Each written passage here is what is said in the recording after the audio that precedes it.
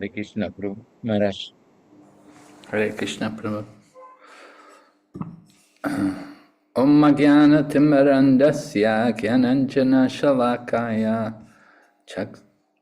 Chaksurunmilitan Yena Tasmai Shri Gurave Namaha Vanchakalpatarubhyascha Kripa Sindhu Bhayevacha Patitanam Pavanebhyo Vaishnavibhyo Namo Namaha Jai Shri Krishna Chaitanya Prabhu Nityananda Shri Advaita Gadadhar Shri Vasadi Gaur Bhaktavinda Hare Krishna Krishna Krishna Hare Hare Hare Rama Rama Rama Hare Hare.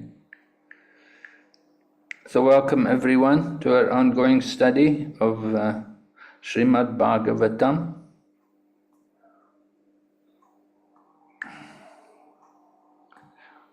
So we're on chapter number 21 today.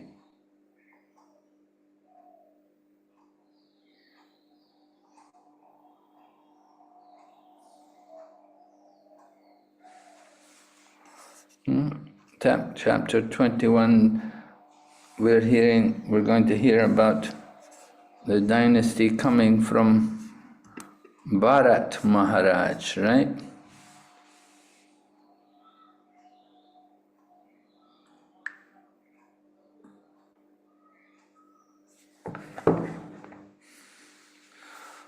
So, Bharat Maharaj was the son of Dushmanta and Shakuntala. And Shakuntala was the daughter of Vishwamitra and Menaka. Yes.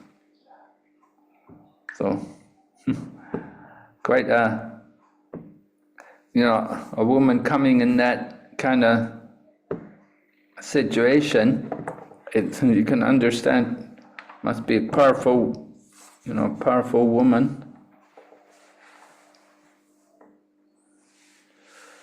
Not an ordinary, not a common kind of birth. So anyway, Bharat Maharaj was a very great king. After Dushmanta left the world, Bharat became the king, the emperor. So can you tell me some of the wonderful activities performed by Bharat Maharaj? Anybody know something? Tell me some of the activities he did.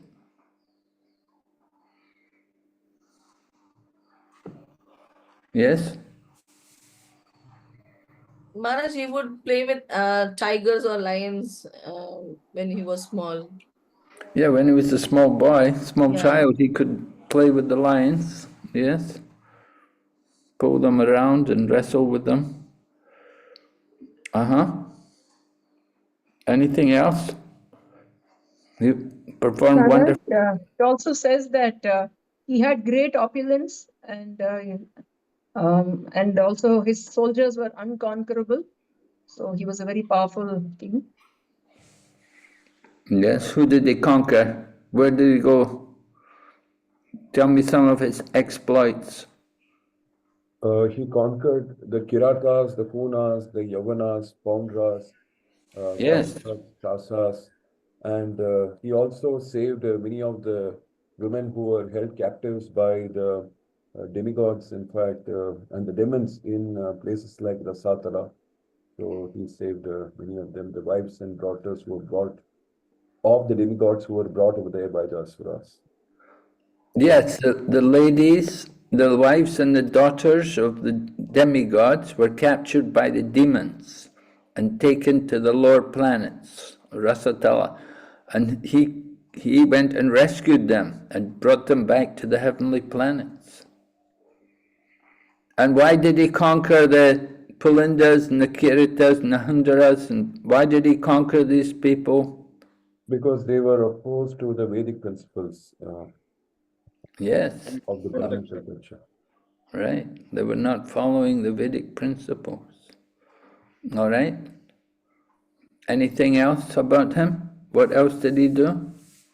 Sacrifice, Maharaj. Hare Krishna. He did a sacrifice. What kind of sacrifice?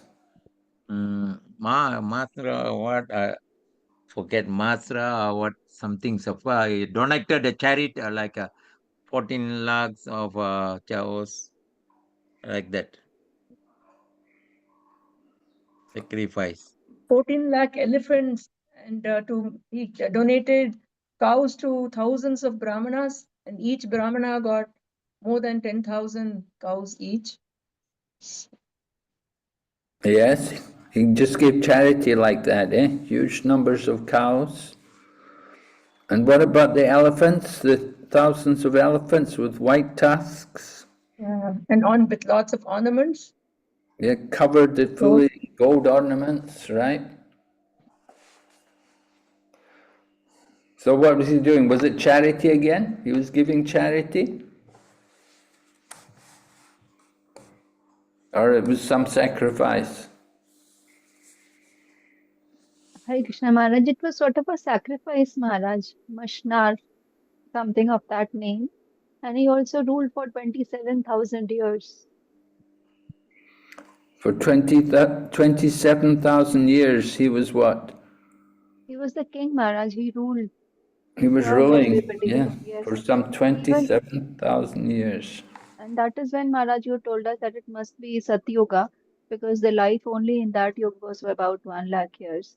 Because in Treta it was just 10,000, and he fulfilled the earth, the inhabitants of the earth, and even the Svargaloka. That's what you told Maharaj yesterday. Okay, yes. So the elephants he gave in the sacrifice, which is called as Mashnara, or a place called Mashnara, something like that, is mentioned in the Bhagavatam. Uh-huh. Okay, yes, he performed great sacrifices. It's the duty of the king to do these things. Common people, of course, cannot do these things, but the king will perform great sacrifices.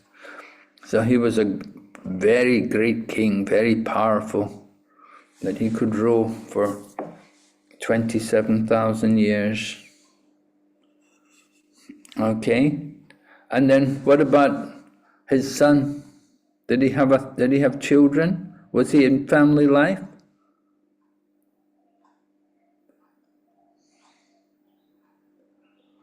We heard that his 3 wives, they killed the children because the children did not look like Bharat Maharaj. So we had a discussion on how that could happen.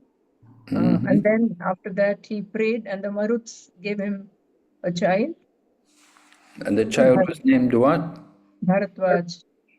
Bharadraj, right, Bharadraj. So, is it proper understanding then? Should we think that if somebody is born in an aristocratic high-class family, that they must have been maybe a demigod or something in their previous life?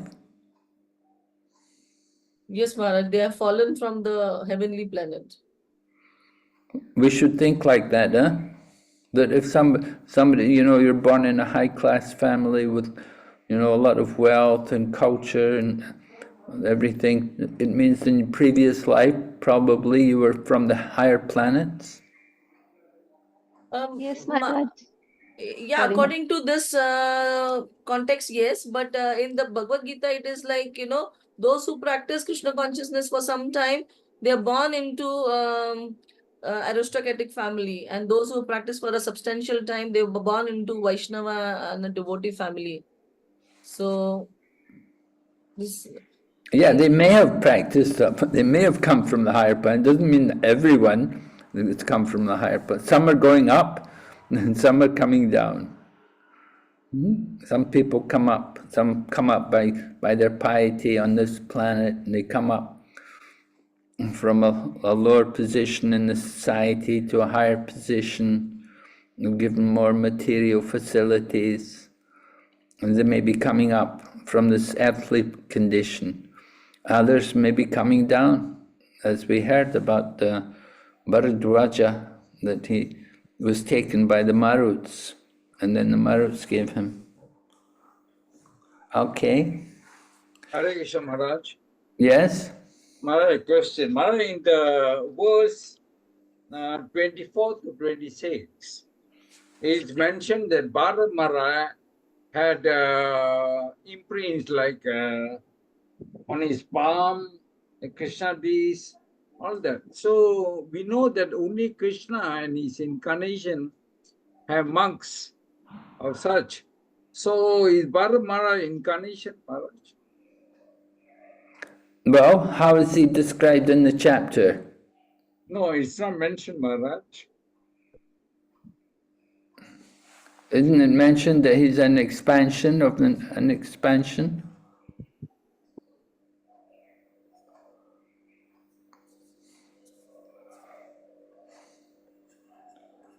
It's a partial, Maharaj, partial. Yeah, partial expansion, isn't it? Yes. Doesn't it say like that? Okay, Maharaj. Huh? Yeah. Did you find the reference? Did you find it? Anybody can help me? Which purport?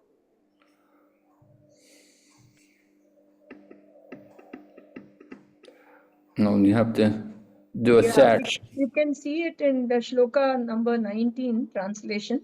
Shakuntala, the best of beautiful women, along with her son, whose strength was insurmountable and who was a partial expansion of the Supreme Godhead, approached Okay. her husband Dushmanta. Okay. Thank you, Mataji. Yeah. Yeah. 19. Okay. Yes, so he was certainly a great personality, and it's because of him this planet is known as Bharatvarsha. Maharaj, another doubt, Maharaj, for me. Which Bharat, they call this all country Bharat Varsha. This Bharat or reciprocative son? Bharat, Maharaj. Which Well, they could be either. Could be both of them. of them? Mhm.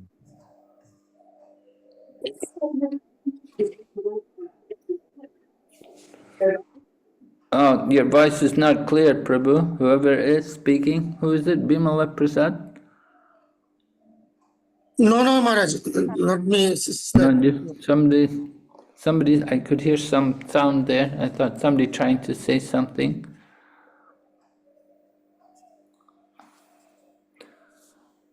Anyway, it could be this Bharat. It could be also son of Rishabdev. I don't know exactly. I'd have to check on that. Okay. Thank you, Maharaj. Prabhupada doesn't refer to it here, that this Bharat was because of him the earth planet is called Bharatvarsh. In 5th canto, we'll check on that. All right, so we're going on to the next chapter, 21, and we're hearing about the descendants from Bharat. And of course, first was Bharadwaja, and it said he got another name when he was delivered. His name became Vitata. And then his line, his descendants are famous. And we come to the two sons of Sankriti, Guru and Rantidev. It said Rantidev is famous in both this world and the next, for he is glorified not only in human society, but also in the society of the demigods. So certainly Rantidev must be a very great personality to have such a position, to be recognized both on the heavenly, on the earthly planet and in the society of the demigods. So the pastime is there about Rantidev. Well, first of all, we're told something about him, that he never endeavored to earn anything. Who else do we know who was like that? Never endeavored to earn anything. Who was like that? You know anybody else?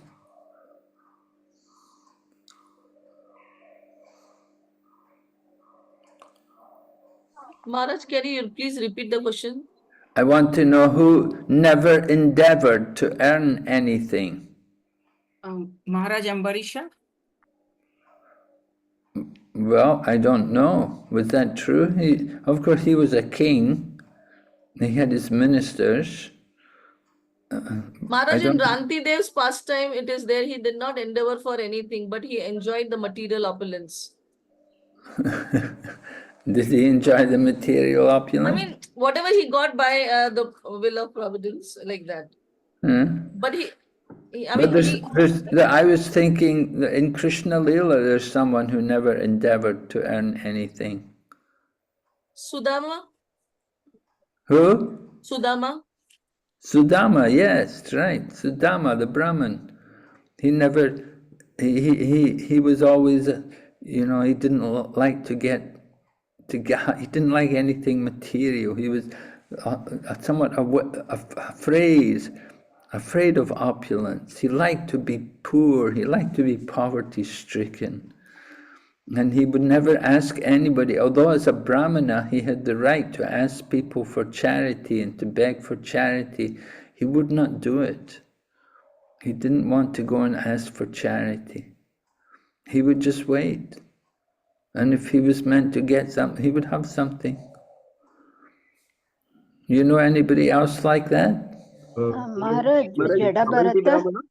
Kolovich Sridhar Maharaj? Kolovika Sridhar.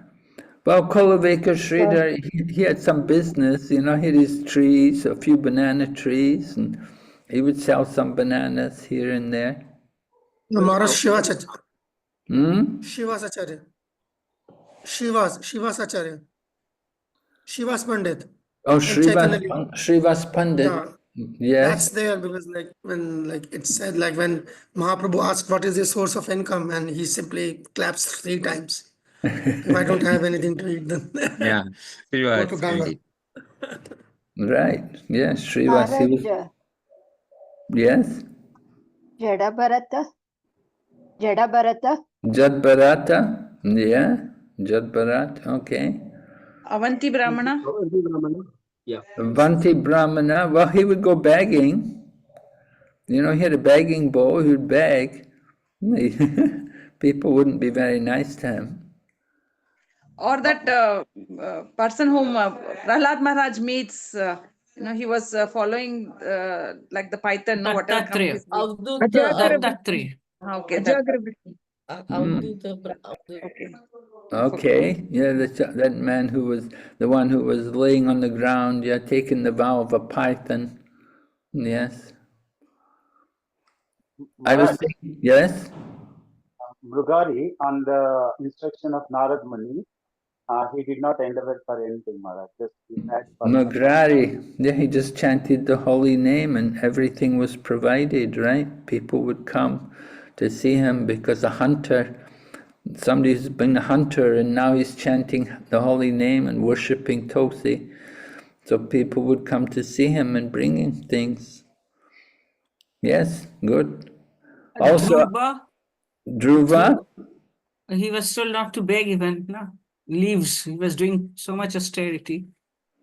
5 years old. yeah, for 6 months he was there in the forest. He was just like, he was doing tapasya for 6 months. Also, I was thinking that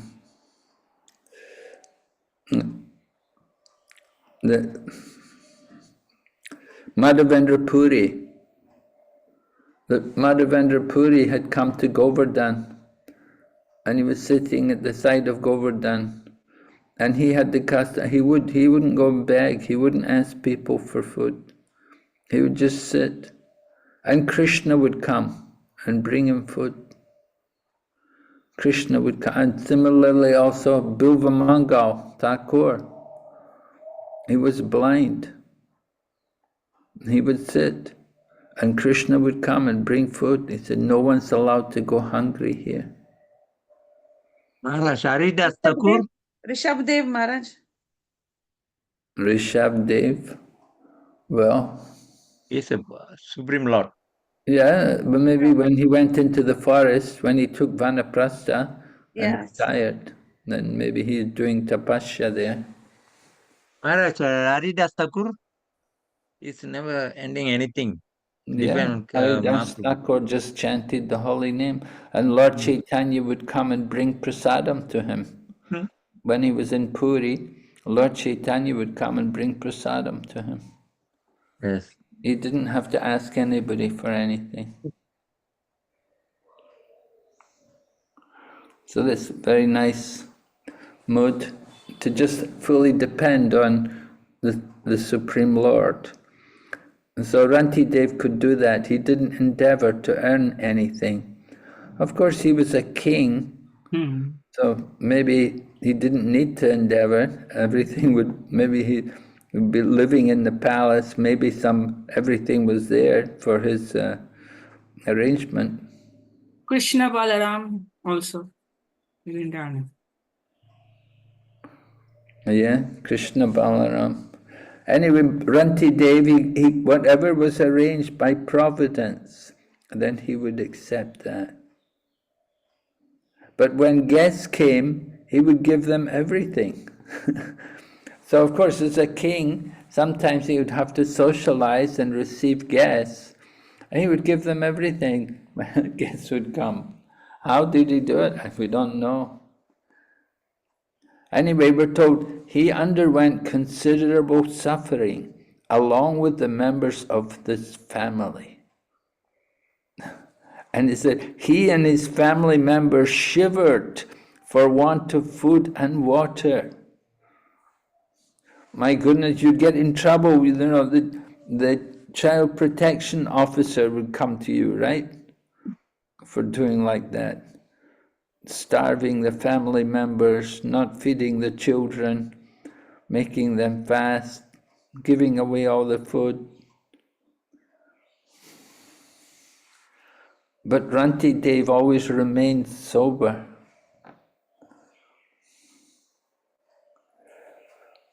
So we're told specific pastime how they'd been fasting for 48 days. How could they do it? We wonder how could they do it? 48 days fasting. Anyway, somehow they were fasting 48 days. Maybe they were drinking some water.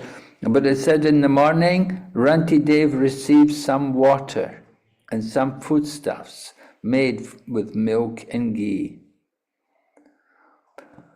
But before they could break their fast, a Brahmana arrived. All right, so you get a Brahmana, when a Brahmana visits your home, then you have to offer your food. And we're told Ranti Dev's special condition. What's his vision? What kind of consciousness does he have when people come to him? He sees the Supreme Lord within their heart. He sees them with equal vision, a Brahmana, a dog, an elephant, like that. Right. Yeah, he sees the Lord in every living entity. So Prabhupada, in the purport, he points out elaborately that it doesn't mean that he sees everyone as God. Right? It's not that everyone is God. Although he sees God in their heart, it doesn't mean that everyone is God. So how can we understand this? How does he see every living entity? Paramatma in their heart. Yes, Paramatma in the heart, so are they God? He sees everybody as a part and parcel of the Lord, qualitatively equal. But the Supreme Lord is quantitatively much greater than the tiny living entities. Yes, One in quality, different in quantity, right? What are some examples? Like ocean water, like that you're asking? Hmm? Ocean is like Supreme Lord, and drop of water is like the living entity. Okay. Another Oh, one? Like a Prabhupada gives the examples of the, sorry, Prabhuji. like a gold on a ring compared to the gold mine. Yeah, gold mine. Yes. Okay. Yeah, the gold mine and the gold ring, speck of gold. Or the fire and the spark from the fire. Living entities like one spark from the fire.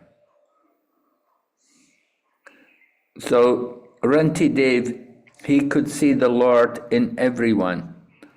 This is a very important vision, especially for a pujari, somebody worshipping the deity. You know, people worship the deity and they see the Lord in the deity, but they don't see the Lord in the heart of the people coming for the darshan of the deity. So that's not good. We have to see the Lord everywhere, that He's not only in the deity, but He's also in the hearts of the people who are coming to the temple. To see everyone in that way, very important. And Prabhupada talks how some people talk about Daridra Narayan, that the poor people are God. So are the poor people God? How would you deal with that if somebody says the poor people are all God? How are you going to answer that?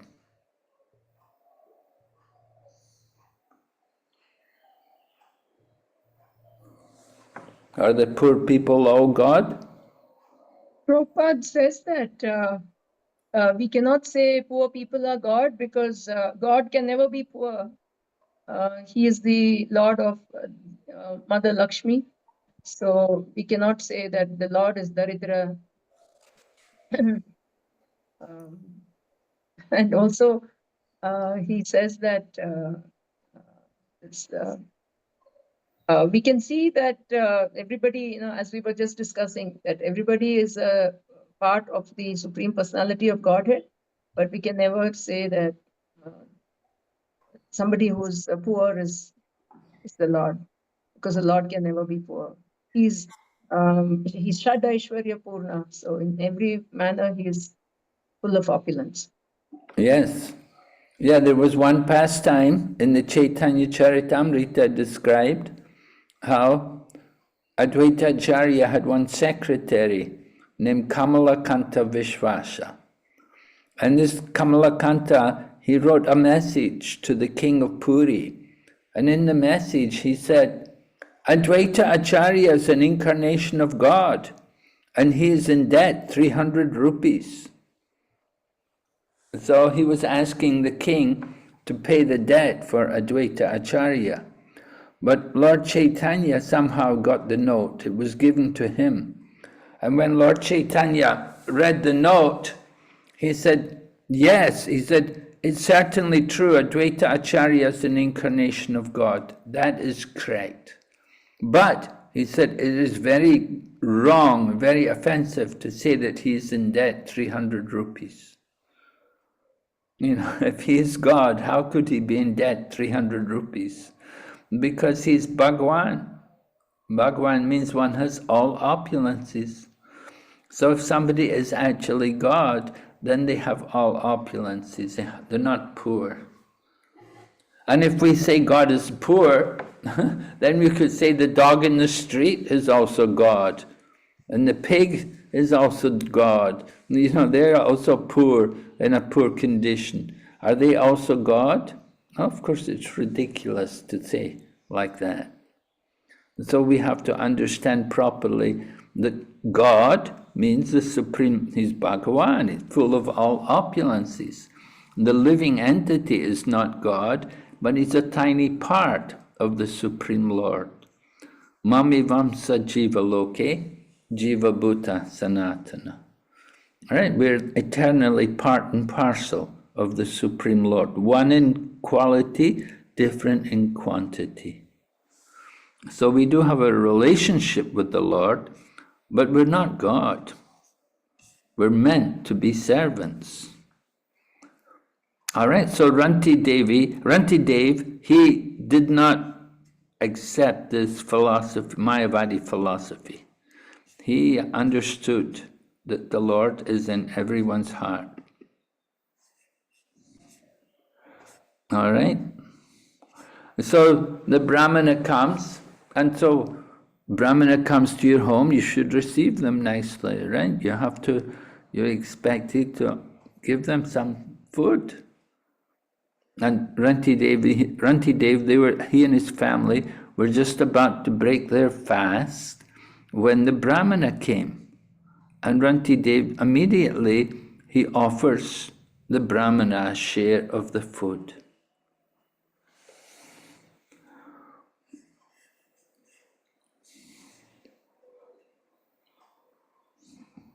Right, so what happens after that?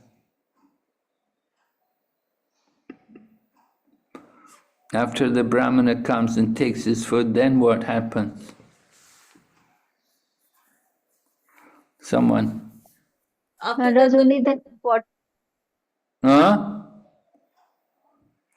What happens after the Brahmana comes to the home? Maharaj, only water was left with him, and that too he was about to drink that water after No, pouring out. no, we're not there yet. After the Brahmana comes, then another Then person. some dogs also came, Maharaj. No, before the dogs. Rest of the food, Okay. rest of the food he divided into a family of member. And when he going to take the rest of the food, a Shudra arrived there. After the Brahmana, then the Sudra comes, right? Yes, the Sudra comes. So, Brahmana comes to your home, you feel honored. Sudra comes to your home, how do you feel? You think, oh, this person, why he's come? What does he want? But the Sudra came, yeah, the Sudra came. Oh, where is it? The Sudra came, Rantidev and his family were about to eat. The Sudra came, so King Ranti gave the Sudra a share of the food. He did not make any distinction that, oh, he's a Sudra, he's not a Brahmana. He saw everyone the same. Whether they're a Brahmana or a Sudra, he sees them equally. He sees that Krishna's in the heart of everyone. He sees them equally. In the Sri Sampradaya, they've opened this temple there in Hyderabad. They call it the Statue of Equality. And they have a big statue of Ramanujacharya, because that was one of his main teachings, to see the equality in all people, to see all living entities equally. And devotional service is described like that. Brahma bhuta prasanatma nasochati nakanchati sama sarveshu bhuteshu madbhaktim labhate param. So you see all living entities equally. We don't think high class and low class. We don't think in that way. That's the bodily conception of life. We see everyone as a spirit soul in different bodies, in different conditions. Somebody is suffering because of his past activities, and somebody else is enjoying because of his past activities. But everyone is a spirit soul, just in different conditions of life. So there's the rich person, Dani, and there's the poor person, Daridra. So the Sudra's poor, But he comes for food, and Rantidev gives him some food. And then after the Sudra goes, then another guest comes, surrounded by dogs, and says, "O king, I and my company of dogs are very hungry. Please give us something to eat." How would you feel? There's Rantidev, and they've been fasting for 48 days, and they're about to break their fast. And then people are coming, first the Brahmana, then the Sudra, and then the person with the dogs. What to do? So here, Rantidev, with great respect, offered the balance of the food to the dogs and the master of the dogs, who had come as guests. The king offered them all respects and obeisances.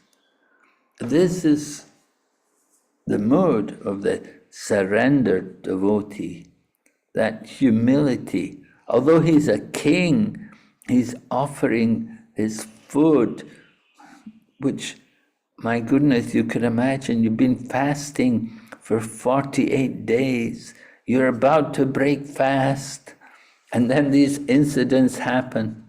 But Rantidev accepts it all as the grace of the Lord. He offers them all respects and obeisances. He sees this is all Krishna's arrangement. And he's happy to do it, to give the food. He doesn't do it grudgingly. So very important. And then what's happened? Then he's left with only water, and not enough to satisfy even. There was only enough to satisfy one person. But when the king was about to drink it, a Chandala appeared and said, "O king, I am low-born, kindly give me some drinking water." And Maharaj Rantidev, hearing this poor Chandala speak, then Rantidev spoke the following words. And it said his words were like nectar.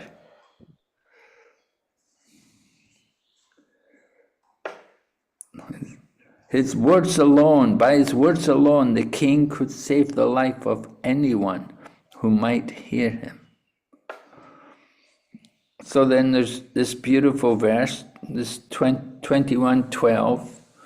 He says, "I do not pray to the Supreme Personality of Godhead for the 8 perfections of mystic yoga, nor for salvation from repeated birth and death. I want only to stay among all the living entities and suffer all distresses on their behalf, so that they may be freed from suffering." So this is the mood of Rantidev. And who is the parallel in relation to this mood of Rantidev? Vasudeva Datta, Srila Prabhupada mentions here. Yes, Vasudev Datta, right? What does Vasudev Datta, how does he compare it? When what's he asking Lord Chaitanya? Let all the living entities live in front of you, and I will, if they can't go, I will take all their sinful reaction. I will stay back and suffer on their behalf. Yes, let them all go. And does Lord Chaitanya agree? Your this, I don't know. I think he says your something quality is piercing my heart, something like that. Well, is Lord Chaitanya going to arrange for this? No. No, he said they're already delivered by your desire. Lord Chaitanya gave the example, he gave some examples. He said, just like if you have a bag of mustard seeds, right? You have a bag of mustard seeds and you lose one mustard seed. Is it a big loss? No, of course you got so many seeds in the bag, right? So you lose. In the same way, if all the living entities in one universe are liberated, it's not a big affair for the Lord. It's one universe is just like one mustard seed among so many mustard seeds. And then Vasudeva Datta gives another, not Vasudeva, Lord Chaitanya gives another example. He said, you may have a herd of Kamadhenu cows. You have a herd of Kamadhenu cows, but you lose one billy goat. So when you lose one billy goat, are you going to worry about one billy goat? You've got a herd of Kamadhenu cows. Why should you care about one billy goat? And then he gives another example about this one tree which has many fruits. What's the name of that tree? There are many, many fruits on that tree. So many fruits. Anyway, I don't know the name. It's some Indian fruit, you know. They have their... Bayan tree, Maharaj. Bayan tree. Bayan. Is it? Tree. Bayan. Oh, They have a small seed. Okay, small seed. Anyway, he said, if you lose one of these fruits, what's the loss? There's so many thousands of other fruits are there. Why will you worry about one fruit? So Lord Chaitanya said, just simply by Vasudeva Datta's desire, I have already liberated all the souls by his desire. They're all gone. So this was Lord Chaitanya fulfilling the desire of Vasudeva Datta. And similarly, so Prabhupada describes the nature of a Vaishnava, right? What is the nature of a Vaishnava? Paradukha dukhe. Meaning? He is unhappy when others are unhappy. Right. Yes, you know, in material world, we often see people, you know, we see other people suffering or unhappy, and you know, we just think, look at them, poor soul. You know, we don't have a lot of compassion. We're often not very sympathetic to the suffering of others. But a Vaishnava actually should be. We should be concerned when we see other people suffering and difficulty. Then we should be concerned. We should think how to help them, how to.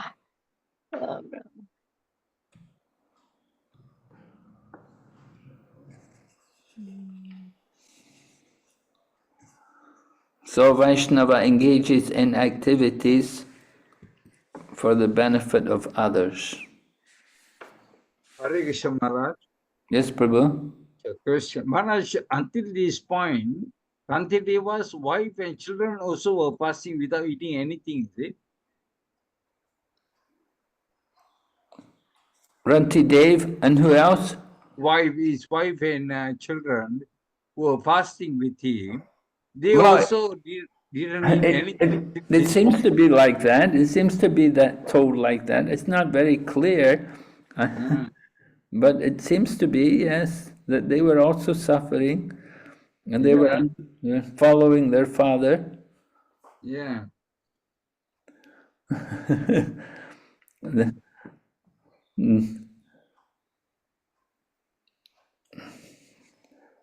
Because he was the king and they were following him. Yeah, like what you said, if you have done this in this age, definitely you'll be under the child abuse. And yes. Yeah, if you don't feed your children, my goodness. You ask them, you know, if you ask them to fast on Ekadasi, oh, this is terrible. You're so, how you can, yeah.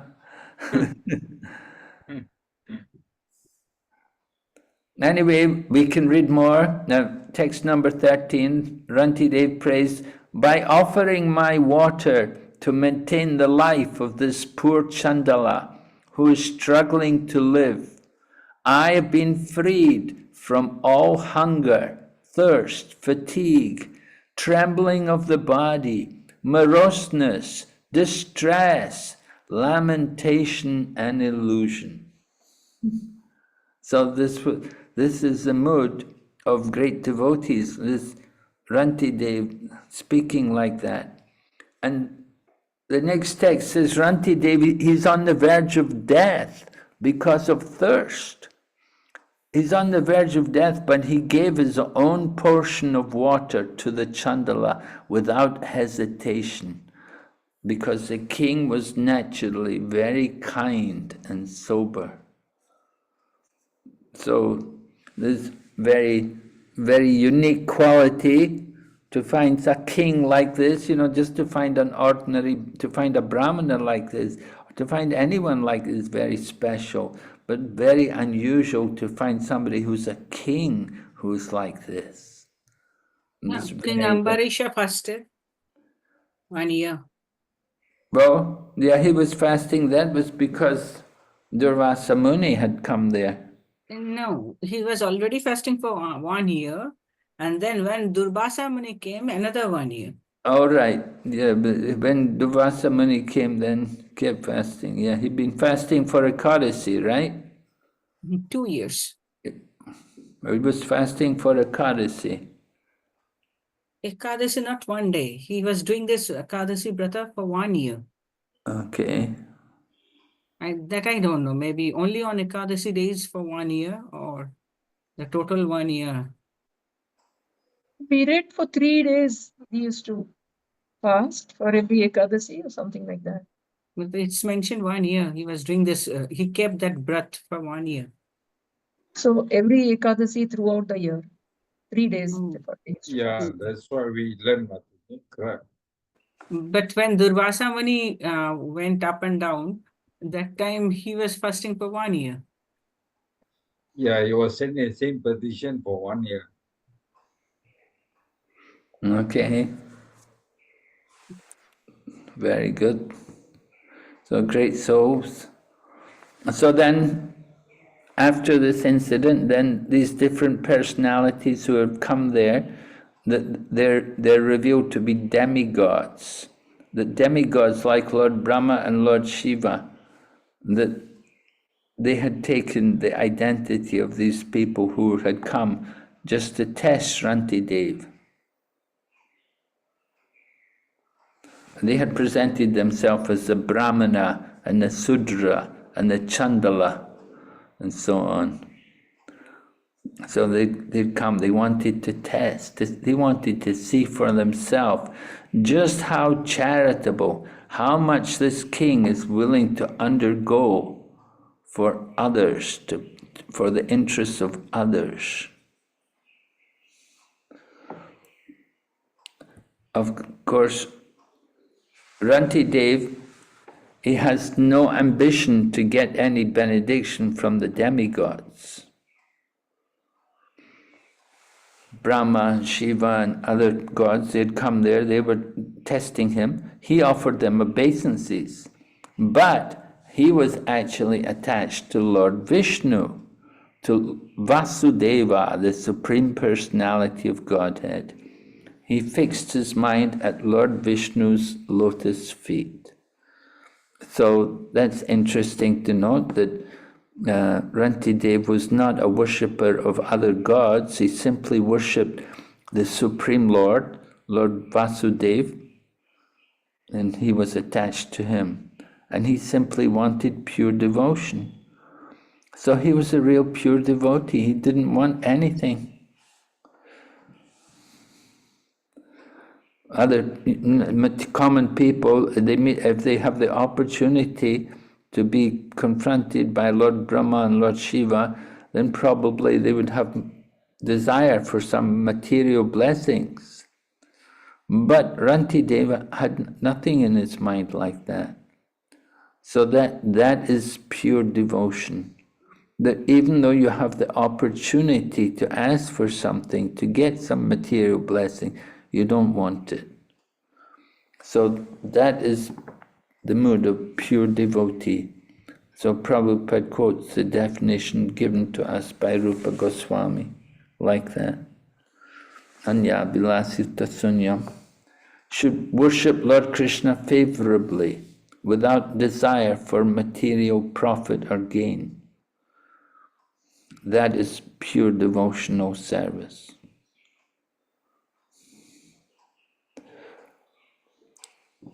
So Sukadeva Goswami describes Rantidev like that.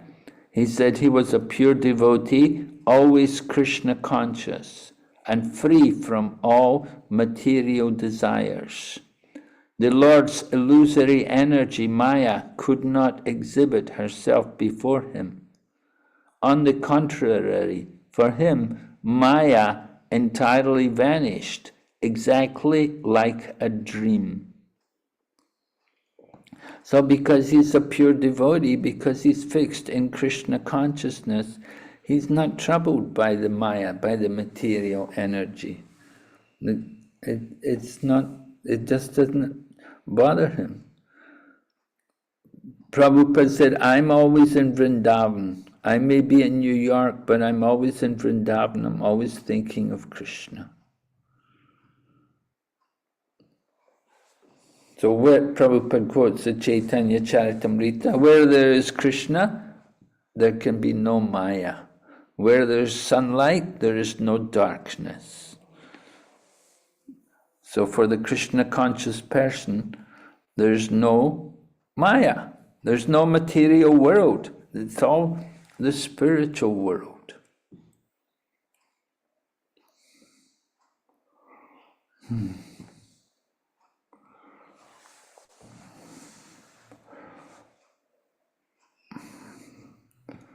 All right, so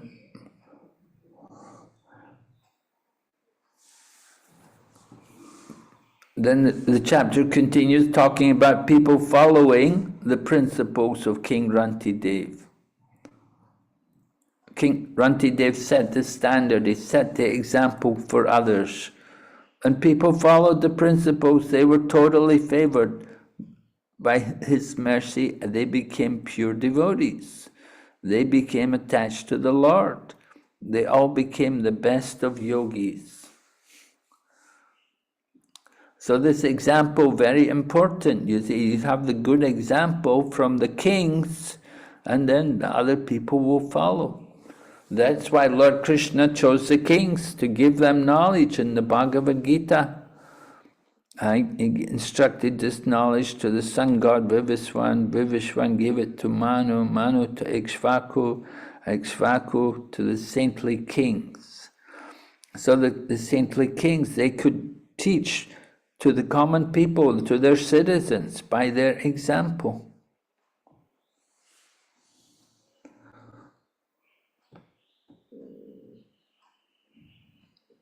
And Prabhupada talks in the purport, because Rantidev was the king, the chief executive in the state, and all the residents of the state became devotees of the Supreme Lord Narayan by the king's transcendental association.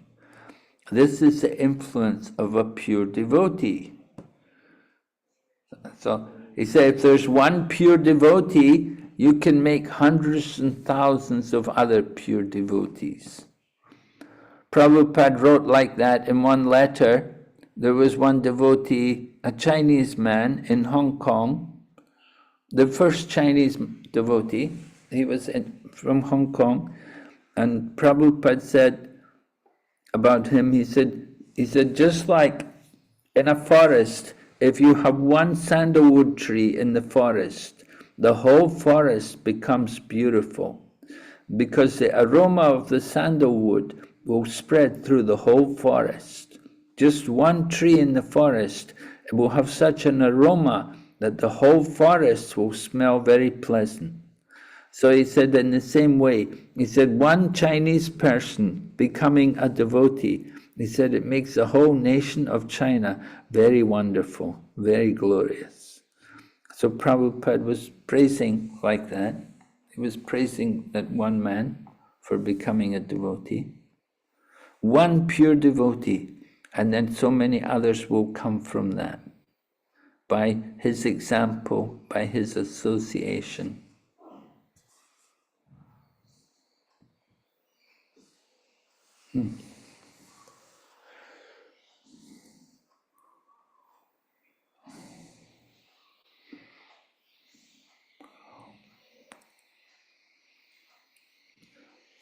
So we're told, Prabhupada quotes nice things about following the example, serving the Vaishnavas, opens the doors to liberation.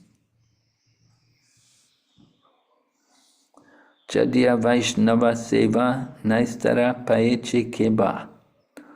One cannot be liberated by his own efforts, but if one becomes subordinate to a pure Vaishnava, the door to liberation is open. So, very nice to get that example.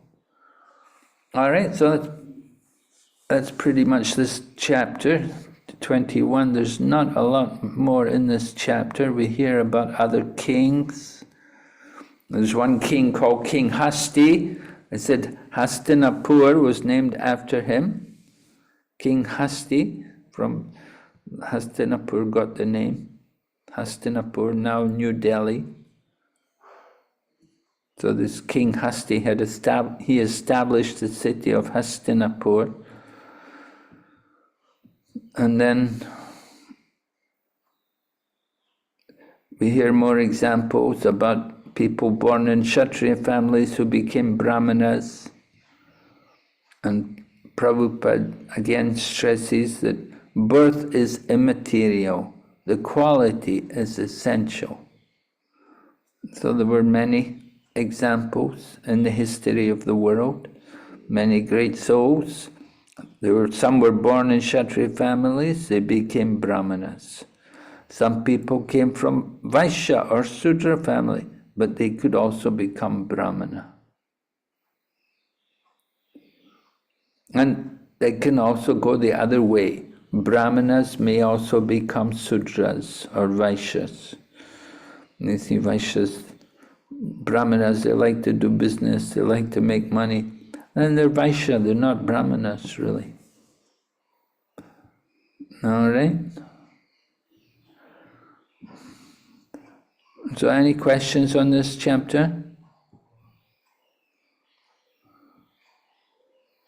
Oh, there's one more thing told here in this chapter. 25 talks about Shuka Goswami. Shukadeva Goswami, Shuka Uvacha, right?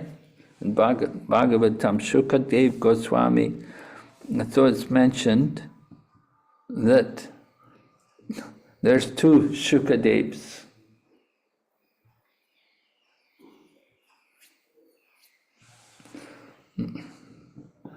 So we're told the history about Shukadeva Goswami, that Vyasadeva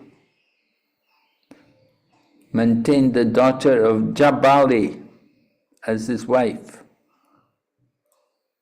And they did penances together for many years. And after doing austerity for then he placed the seed in her womb, and the child born, well, the child stayed in the womb for 12 years. And the father asked the son to come out. The son replied he would not come out unless he was completely liberated from the influence of Maya. So Vyasadeva ensured the child he would not be influenced by Maya, but the child didn't believe the father because he saw his father was still attached to his wife and children. So Vyasadeva then went to Dwarka and told Krishna about the problem, and Krishna, at Vyasadeva's request, came to Vyasadeva's cottage, and he assured the child that he would not be influenced by Maya. So then the child came out from the womb, but immediately he left home. So this is Paribrajak Acharya. Just traveling, going out, leaving the home. So, of course, Vyas was very troubled that the boy was leaving home. The father was following him. So, in order to get free from the father, it said Sukadev Goswami created a duplicate Sukadev. And that duplicate Sukadev later entered family life. But the original Sukadev,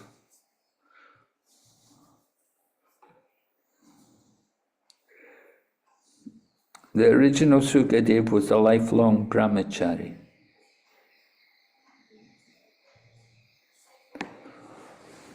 And the one who's mentioned in this verse, it's mentioned Shuka Kanya, the daughter of Shukadev.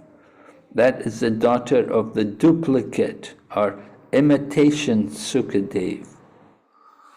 So we're told like this, that there are two Shukadevs. One is a lifelong brahmachari who spoke the Srimad Bhagavatam to Maharaj Parikshit, and the other one is who was given back to Vyasadeva. So, interesting information given here. All right. Hare Krishna Maharaj. I have Yes? one doubt, Maharaj. Uh-huh. Here is Sukadeva Goswami in the womb of mother is 12 years. Some place they say 16 years. Which is correct, Maharaj? I also doubt with. Here he mentioned 12 years in the womb. Prabhupada said. Which is true, Maharaj? I was confused.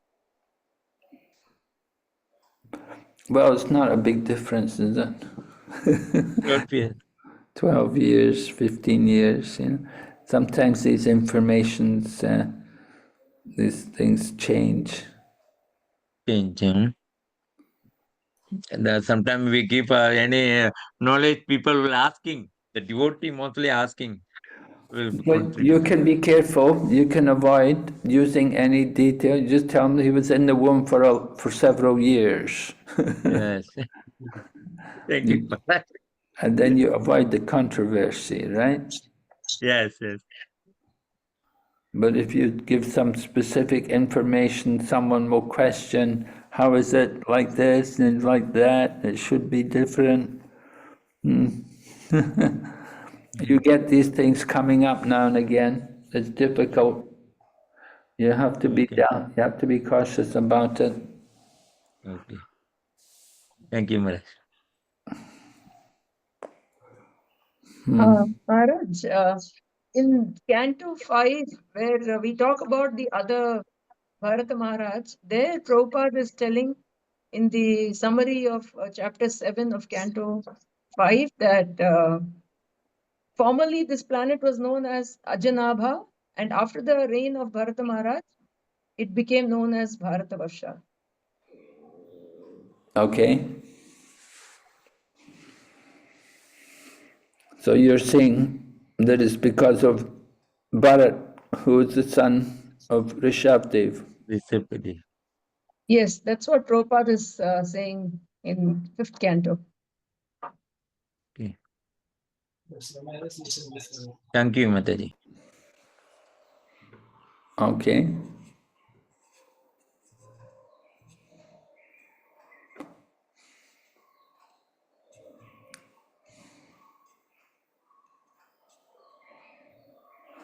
Okay, any other points on this?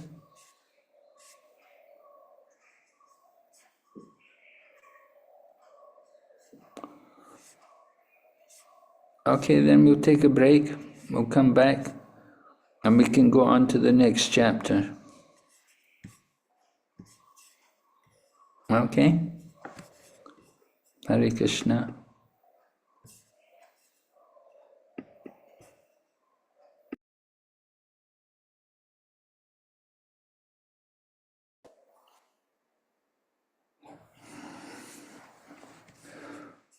Welcome back. So before we go on to that next chapter, I think it would be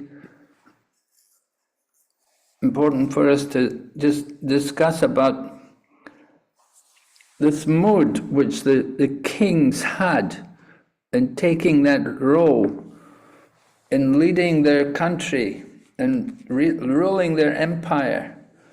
You have kings like Ranti Dev, and the type of example which he set. You know, is this actually really fitting for the mood of a Kshatriya?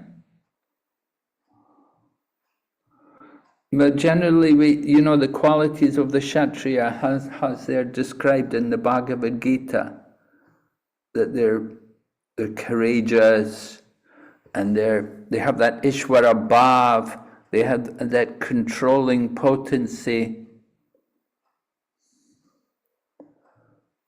So here you have Ranti Dev, and he's fasting, and he's weak, and is this really the mood of a Kshatriya? No, Maharaj.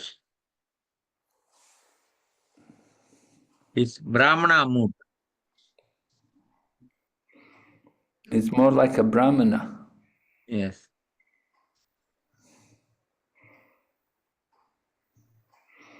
So he shouldn't be the king then, should he? He should give up the throne and let somebody else be the king. And is it, you know, what do you think? He's a king. And the country needs a king. Is he Marriage, but a king is also supposed to respect Brahmanas. So King Rantideva is doing that. And he's also seeing everybody as equal. So he's giving respect to everybody, irrespective of where they come from. So that is also a good quality for a king. Yeah, is that also right, that he sees everybody equally, he sees everyone as a part and parcel of the Lord? Isn't he supposed to give more respect to the Brahmanas? Isn't it you know, we hear about the dust of the lotus feet of the Brahmanas, serve the Vaishnavas and the Brahmanas. Are you supposed to serve also the Sudras and the Chandalas? Yes, Maharaj, being a devotee of the Lord, it does not mean that, as a king, he is doing his duty. But at the same time, as a devotee, he knows, he's giving everybody the due respect. But my point is, are these people really worthy of respect? The due respect. Huh? The due respect he is giving. So, as the Lord is sitting in everybody's heart as Paramatma.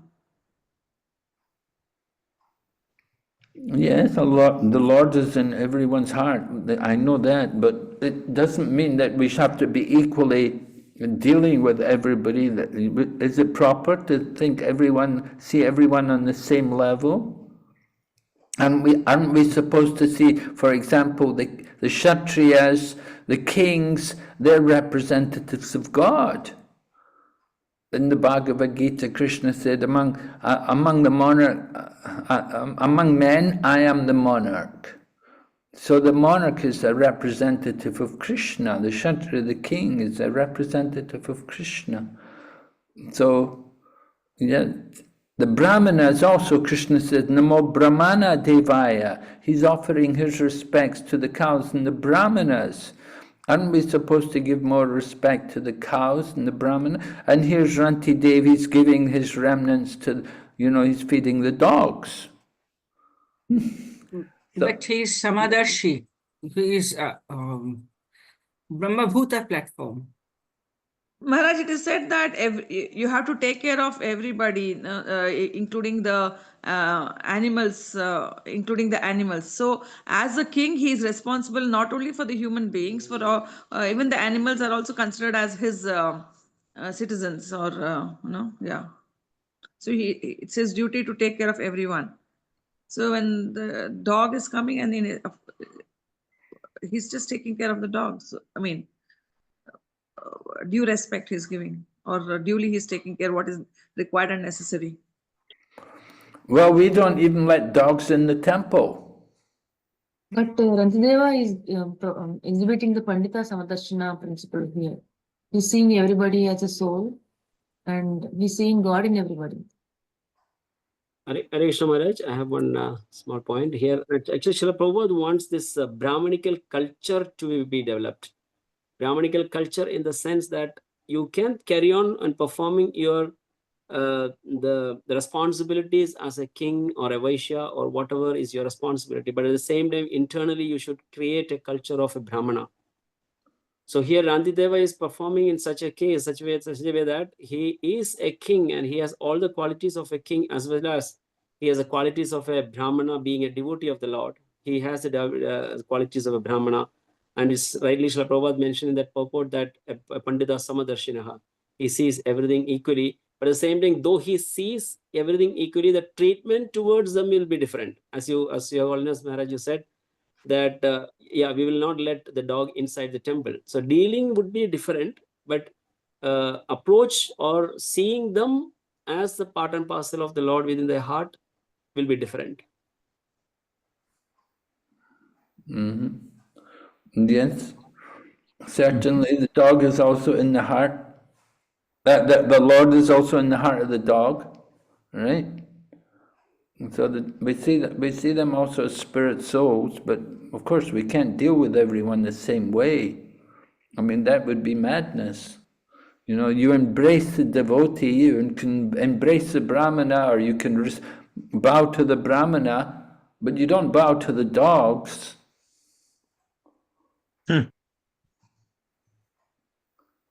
And Maharaj Srila Prabhupada also used to give example of that you can embrace a Brahmana or a devotee, but you can't embrace a tiger. Lord is also in the tiger. Srila Prabhupada used to give this example. And here also we see Dantidev does not let the dog inside. Like, he's serving them, fine, but not like going down before the dogs. Whereas he's giving due respect to the Brahmana and serving them appropriately as per their, serving everybody as per the rules and regulations or as per the scriptures we can see here. Yeah, it's certainly convenient that the Brahmana came first. The Brahmana came first, so he could take the food first. What if he'd come last? You know, what would they have done with the Brahmana? The Brahmana comes first, so they could give him some of the food. And then the Sudra, and then finally you got the Chandala and the dogs. Okay, they came last. But what if they'd come first and the Brahmana came last? What would happen then? So Maharaj, we can understand like Srila Prabhupada says, maybe it was providence that Brahmana came earlier. Maybe it was all Lord's arrangement. If that is Lord's prasadam, then does it make any difference? Even if it's taken by a Chandala, so that can be always pure. So if the Brahmana who comes later, if he is enough intelligent and if he's having even enough knowledge of if a real Brahmana, as a devotee Brahmana, then he will not mind. Otherwise, if it's a so-called Brahmana, then definitely he will mind. He will not take the remnant of a Chandala. But if it's a Pandita, as it is said, then definitely as a remnant of the Lord, I mean, it's as a prasada, it should definitely always should be revered and should be accepted as it is.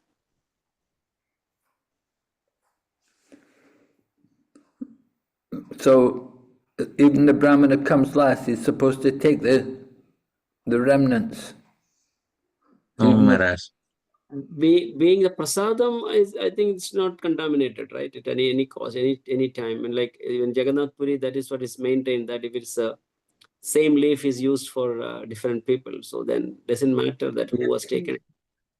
Like Jagannath Babaji eat with a dog. That is a different mood. Here is Maharaj telling it's a different mood. Like if it's a real Brahmana, doesn't make difference. But if it's a so-called Brahmana, then definitely makes it. But a Brahmana is supposed to go to beg in a Grahasta's house when they already have eaten everything. Then he will go. And if something is left, then he will be, a sannyasi. And then Brahmana, if he comes late, then he'll take water only. What is it? And this was already planned by Brahma, Vishnu, Maheshwar. I see that this was a planned thing. So, yeah. Hare Krishna Maharaj. According to this, Brahmana should be served first. I went to Vrindavan wedding for the Tulsi Maharani, the Dinabandhu Prabhu, he said, His Grace, the Brahmana should serve first. Brahmana should serve first. You have If to he's honor the available, Brahmana first. if he is available, then definitely he should be served first. But in this Serve case, first. If it come came after less, one after another. Here it is came one after another. So then what we'll do? If the Brahmana is not available, then the one first come is served first. So Maharaj is asking, in case if Chandala came first and Brahmana came later, what will do? How the Brahmana will accept it? This is what Maharaj's question. So if both are available, definitely Brahmana will be served first, no doubt on that. But if come one after another and Brahmana comes later, then he has to satisfy with whatever is available. I mean, if it is a proper Brahmana, if it's a proper understanding, if he has, then this is my understanding, even that even Srila Prabhupada also said, always the prasadam should be revered. I mean, whoever is taken. But of course, even as per the sattvic, the definition of the sattvic food, it is mentioned that the remnant is not considered as the. I mean, of course, its prasadam is above all the three gunas. So the remnant is not considered as a sattvic guna, but since prasadam is above all the three modes, then that should be accepted. Maharaj, if And all of them came together, then he should have given respect first to the Brahmana. But if the Brahmana didn't come first and the others came, then he don't even know whether the Brahmana is going to come or not. So he just can't keep waiting thinking the Brahmana will come. So whoever comes first, then first he has to honor them. Hare Krishna Maharaj. Maharaj, there's one devotee, he told a wonderful pastime about how prasad will never get contaminated. He said once during the pastime Bhakti Sriranta Maharaj, there was a feast. There was feast, and there was one pail of prasad. So they was about to serve to all the devotees. But unfortunately, there was one dog who came and ate from the pail. And all the devotees refused to take. And Bhakti Siddhanta Maharaj, he took one palm from the pail and ate. And then he served all the devotees. Oh. So My God. contaminated. Prasadam cannot be contaminated, eh? Yeah. But still, we like to have a pure atmosphere. You know, we say prasadam cannot be contaminated, but yeah. You know, we had the incident before. There was the incident before it took place. It was in Juhu, you know, in the Juhu temple, just after Prabhupada left, you know, and it was Kirtanananda was coming, and he had brought some dogs with him, and they would feed the dogs some ice cream. And then he'd tell the devotees, you know, you should take the remnants. He said, these dogs are devotees. So it was unusual. You know, he wanted that consciousness. You know, but it's difficult to, you know, how much we want to apply that standard that prasadam cannot be contaminated. And Prabhupada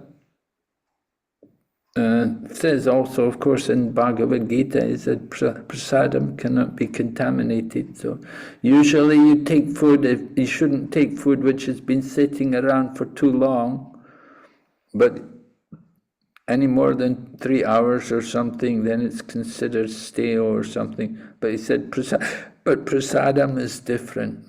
Prasadam cannot be contaminated. So it's quite an extreme situation to expect people to apply to that standard. Yes.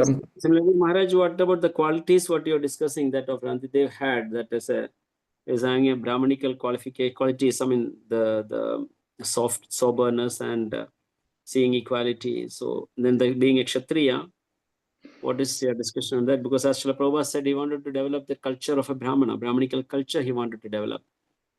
So even the previous one of the session, I was telling about the same matter that in one of the class I heard in Mayapur that he was quoting the example of Srila Prabhupada's father.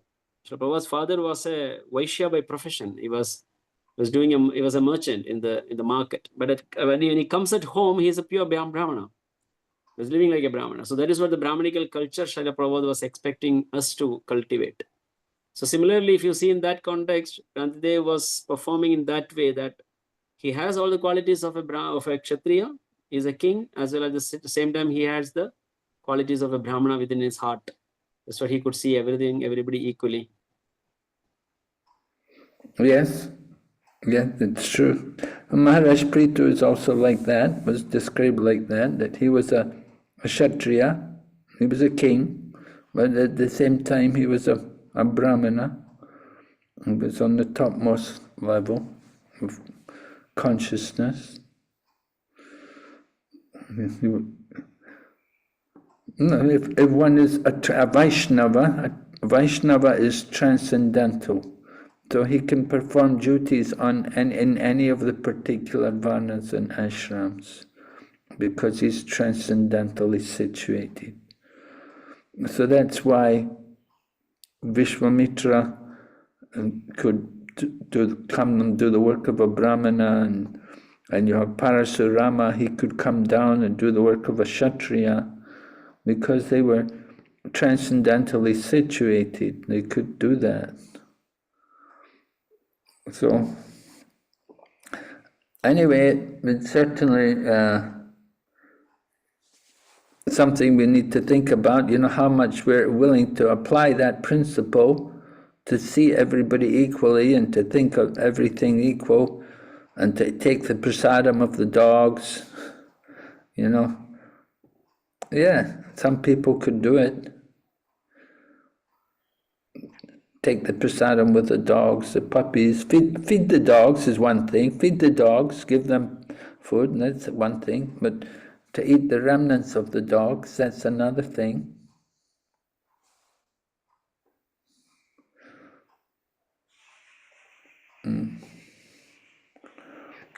Feed the dogs. Jagannath Das Babaji could do that, You'd feed the dogs of the Dham, get all the dogs, come and feed them. But we don't hear that he was eating the remnants of the dogs. I don't know so much about that. Anyway, Rantidev also, he was happy to feed others. The situation didn't arise where he had to eat the remnants of dogs, but he was happy to feed the dogs, to give them something. That consciousness is there, that caring for the other living entities, the well-wisher. Yeah, we know if we give the dogs prasadam, it's very good for the dogs. And if the dogs leave the food, if they don't take the prasadam, then we should honor it ourselves, right? Something... Okay, so those were just some thoughts. Let's go on to chapter 22, because we have till 23, 24 also to finish, and we just have a couple of days more after today. All right, so we're going to read this chapter.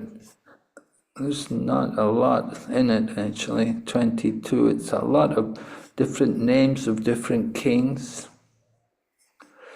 Again, coming in the line of the sun, the moon god, coming from Chandra dynasty.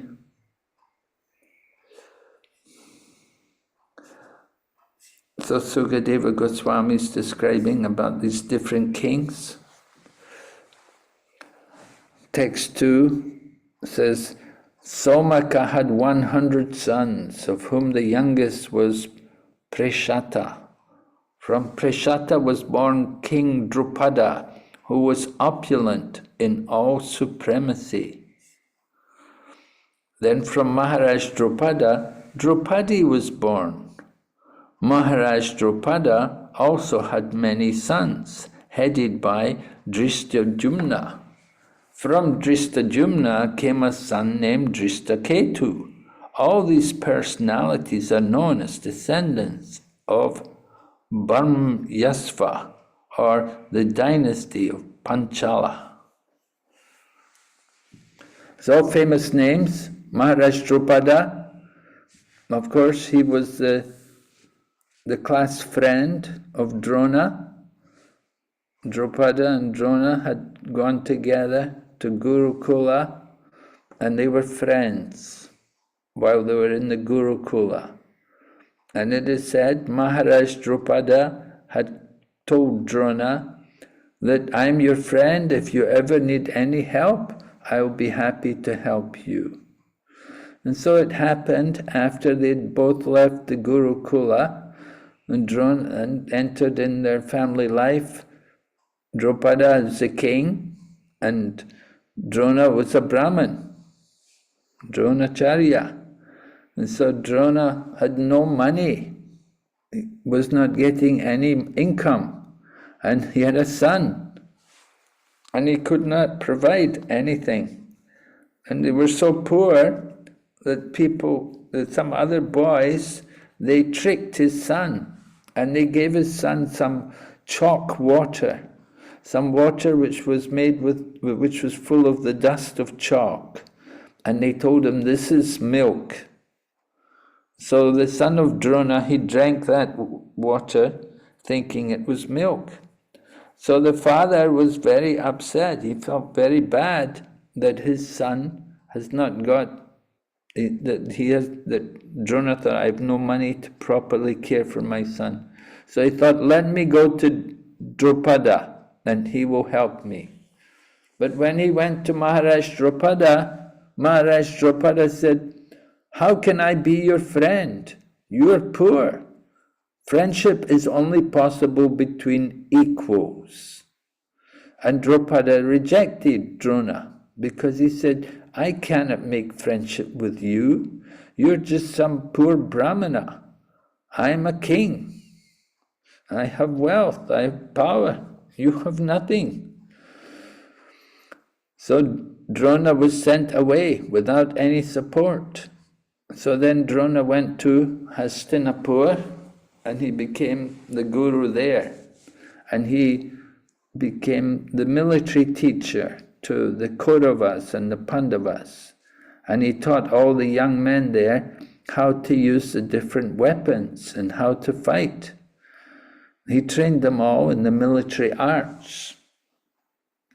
And then after they were trained up, then Drona told them, now you should give me Guru Dakshin. I want you to go and arrest Drupada. You go and attack his kingdom and defeat his army, then bring Drupada here. And so the Kauravas went first, but the Kauravas were not able to defeat Maharaj Drupada. And so then Dronacharya told the Pandavas to go. So the Pandavas went and they defeated Drupada, and they brought him and placed him at the feet of Dronacharya. So Dronacharya then said, I will only take half of your kingdom. I won't take it all. So I'll take half of your kingdom. So he took away half the kingdom, and then he sent Drupada away. But Drupada was bitter because he'd lost half of his kingdom. He'd been humiliated. So Drupada did a great sacrifice. And he wanted a son who would be responsible for killing Drona. So he did a great yagya, and from the yagya, he got the son Drishtadyumna. And at the same time also, Draupadi also took birth at that time. So Draupadi also came from the fire. She was not the ordinary woman, but she was actually from the higher planets. She was like from from the demigods. She'd come. And Drishtajumna, as the son, he was sent to the ashram of Drona. And he was sent there to learn how to fight and how to be a good Kshatriya. So Drishtajumna, although he was the son of Drupada and he was born to kill Drona, he was sent to Drona to become his student. So Drona did not mind. He knew this boy is born to kill me. But anyway, he thought, I'm a Brahmana, I should teach him. So Drona accepted this Drishtajumna as his student, and he taught him everything. So you see in the Bhagavad Gita also, in the first chapter, Duryodhana is telling Drona. Duryodhana's telling Drona, he said, look at the army so expertly arranged by your student. And the army was arranged, the army of the Pandavas was arranged by Drishtajumna. And Drishtajumna had been the student of Drona. So Duryodhana was pointing out to Drona that look, this army over there, they're expertly arranged by your student, Drishtajumna, and he's born to kill you. So he was warning Drona, you have to be very careful that this man Drishtajumna, he's born to kill you. You're going to go out there and fight in the battle, and this man is born to kill you, so you have to be very careful. So this was the intrigues. And of course the whole battle of Kurukshetra was brought about by Draupadi, because she was insulted by the Kauravas, her chastity was challenged. Draupadi was taken by Arjuna as his wife at the archery contest. Arjuna could pierce a fish. No one else could pierce it. Well, they could have, but Draupadi didn't let other people like Karna. Karna could have done it, but she didn't want Karna. So she said, only people of a high caste can take part in this contest. So Draupadi had that right as a young woman, very attractive, very good qualities. She had the right to choose who could take part in the competition to win her hand. And she didn't want people like Karna taking part. So Arjuna won the contest and he got Draupadi for the wife. But then they ended up sharing, the Pandavas had to share her because, well, one reason was because of Kunti, that Arjuna told Kunti that, Mother, I've won a prize. So Kunti immediately said, whatever you've won, you must share it with your brothers. So she didn't know that Arjuna had won the hand of a young woman. And when she saw it was a young woman, then it was a shock to everyone. But anyway, everyone agreed that this is the will of Providence and we should all marry Draupadi. So Draupadi was married to them, but of course it brought a lot of criticism, and the Kauravas tried to disgrace her, they tried to make her naked. And one incident after another, they sent them to exile, and 1 year incognito, and then still they didn't want to give any land to the Pandavas. So they had to have war. So the person who was responsible for that war, you could say, was Draupadi. She was the main instigator behind it because they had insulted her so badly.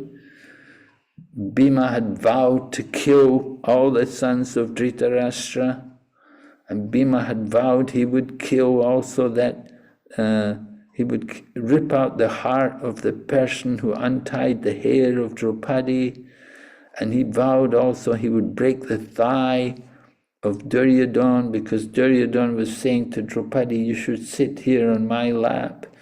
Bhima said, I will break that thigh. So Bhima had made these terrible vows, and he kept them. By the battle of Kurukshetra, he was able to meet all of his different vows which he made. So it was the whole Kurukshetra war was arranged. You could say the cause of it was Draupadi. And Drupada, you could say even the cause of it was Drupada, because he was upset because of his battle with Drona. All right. So anyway, these people are all born. Then so many others. We're told about King Kuru. He was the king of Kurukshetra.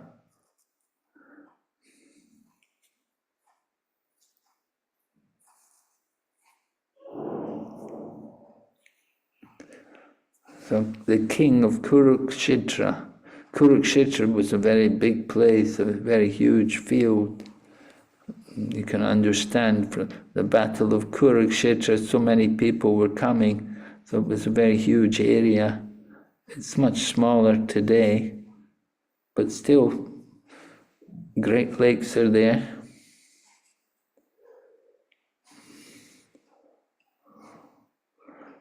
So then we hear about the names of more kings, different dynasties.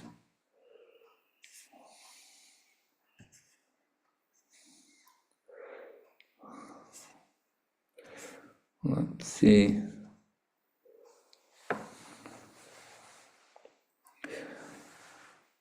Text number 8 says, through the womb of another wife, Brihadrata begot 2 halves of a son.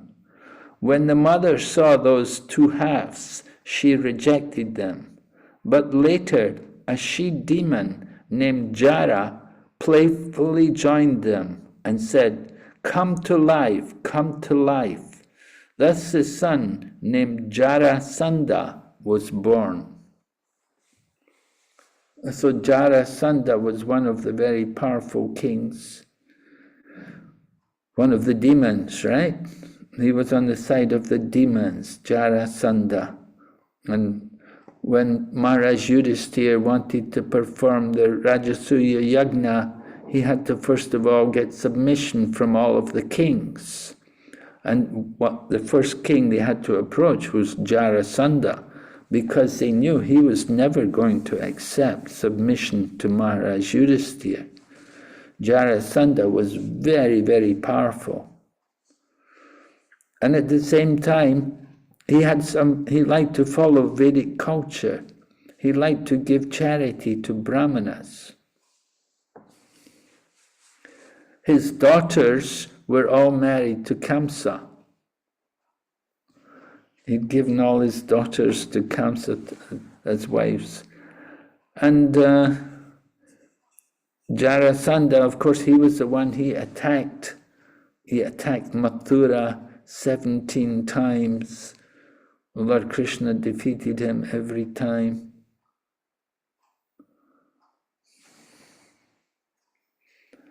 Then finally, to get rid of Jarasandha, because Maharaj Yudhisthira wants to do the yagya, Lord Krishna and Arjuna and Bhima disguise themselves as Brahmanas, and they go to Jarasandha to beg charity. And they're dressed up as Brahmanas, and Jarasandha likes to give charity to Brahmanas. But when he saw these Brahmanas, he was puzzled. He was surprised. He thought, how could these people be Brahmanas? They're so strong, and they have voices like thunder.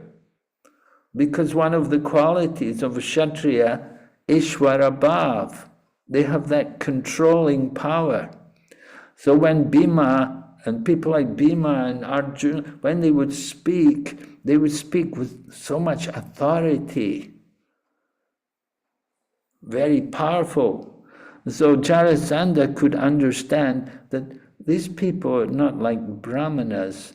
Brahmanas' quality is described in Bhagavad Gita. One of the ways in which a Brahmana is described is Vidya Vinaya. Vidya Vinaya Sampani Brahmani Gavihastini.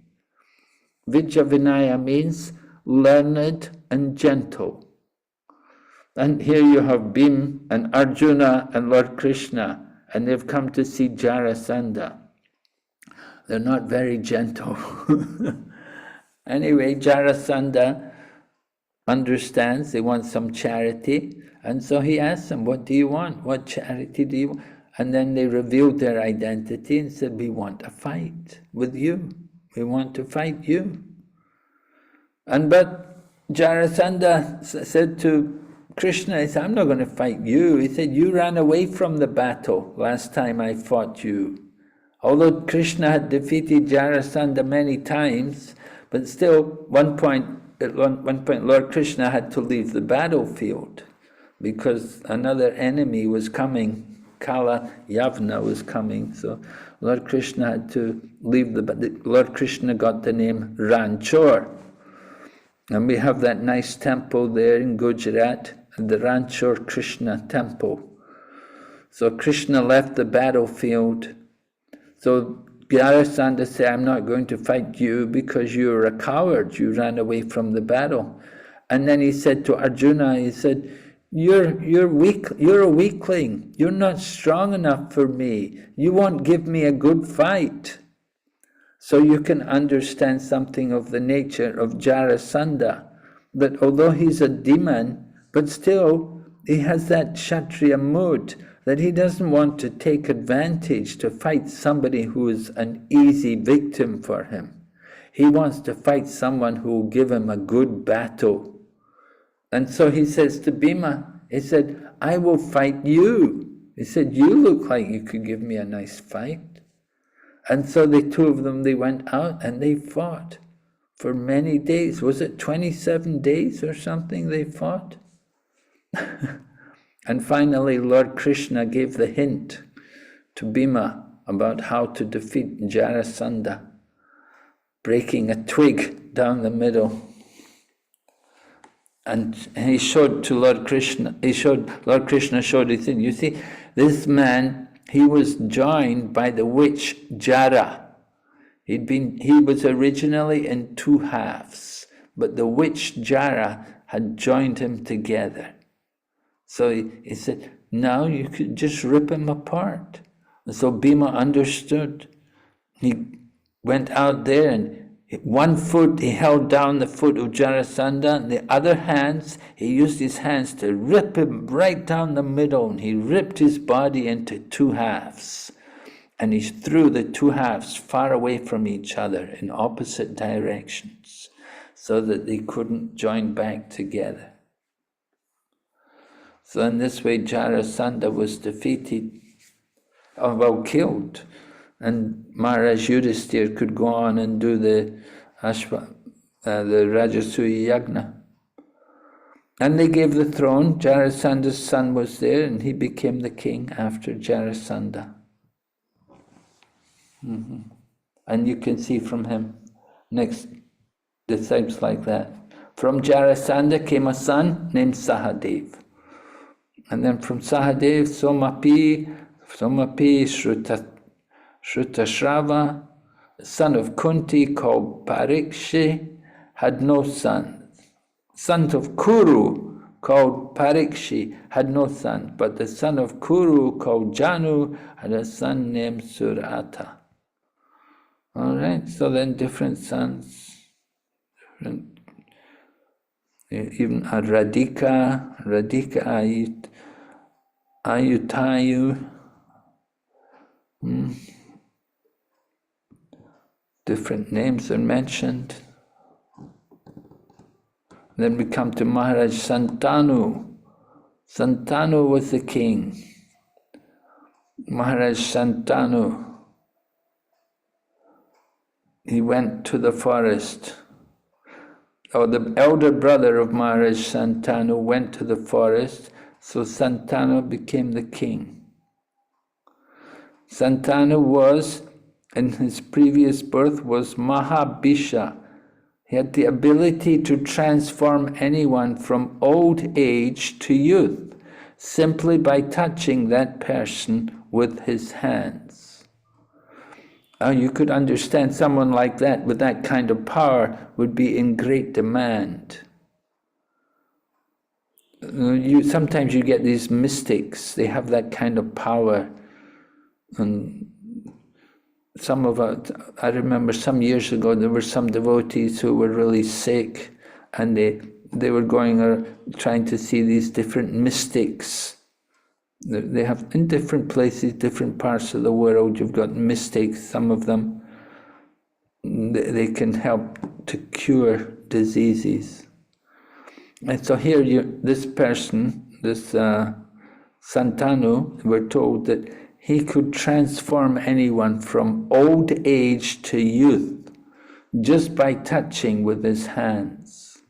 So certainly, because the king could do that, he could make everyone happy, because he would make them young. They could have more sense gratification. Young people enjoy more by the touch of the hands.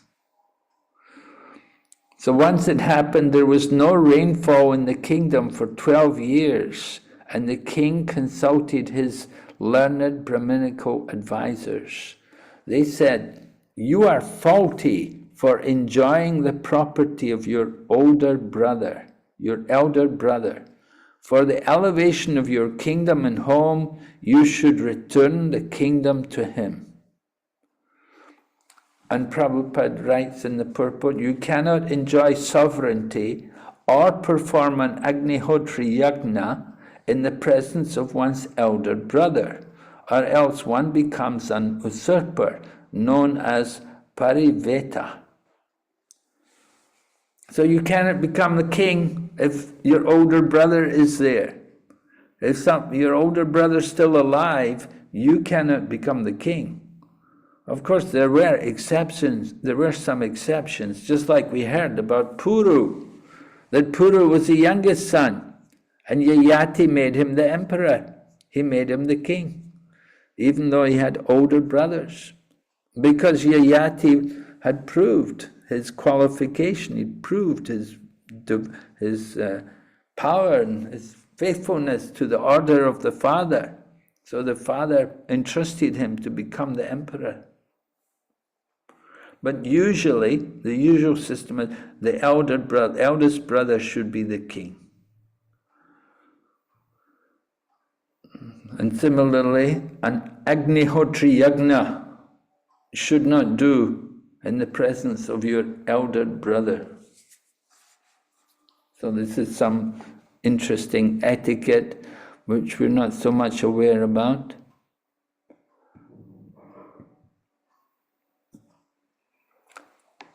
So anyway, Maharaj Santanu was told like this. He went to the forest and he requested his brother to take charge of the kingdom.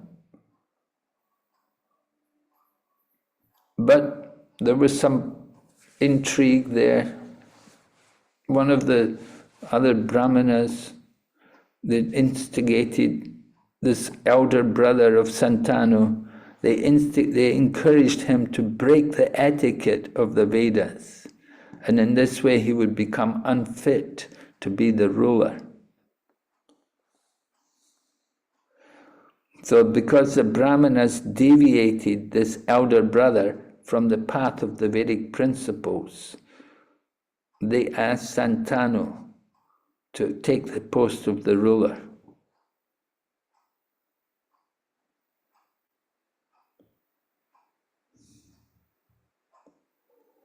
So Santanu again became the king, and Indra was pleased and he showered rain. And we're told the elder brother, he's still alive in a village somewhere, and he's controlling his mind, doing mystic yoga. And just like now is the Kumbh Mela going on, millions of people are there at Kumbh Mela, and some of these mystic yogis, they come. Once every 12 years, they come down from the Himalayas. They're living in some remote village somewhere. Nobody knows who they are. and there can be hundreds of years old and even older, because, I mean, these people, this is people from previous yugas, they're still living. So we do have some Amaras there. And at Kumbh Mela time, often they will come, because they're aware of the auspicious days, and they will come down to take bath at that time. Now, of course, so many millions are there taking bath, going there. You cannot identify who they are. They can look like young men. They can be hundreds of years old.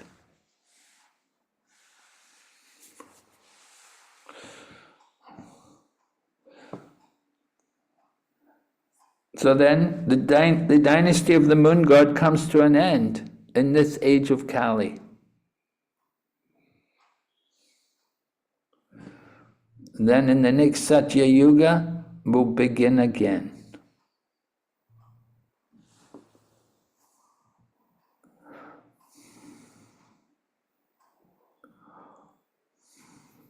So Maharaj Santanu, one of his wives was called Ganga. She was Ganga, the Ganga personified.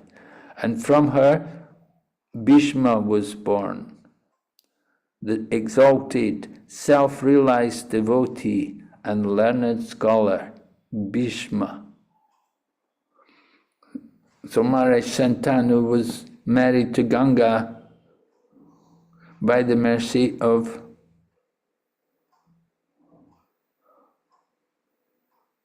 well, it was Ganga herself came, right? She came and she had relationships with Santanu, and they had a number of children, but Ganga would throw them into the river when they were born. And she told her husband, don't try to stop me. So she was taking the children, every time she would give birth to a child, she'd go and throw it in the Ganga, because there were some yogis who'd been cursed. They had curses on them, and so she wanted to deliver them from the curse.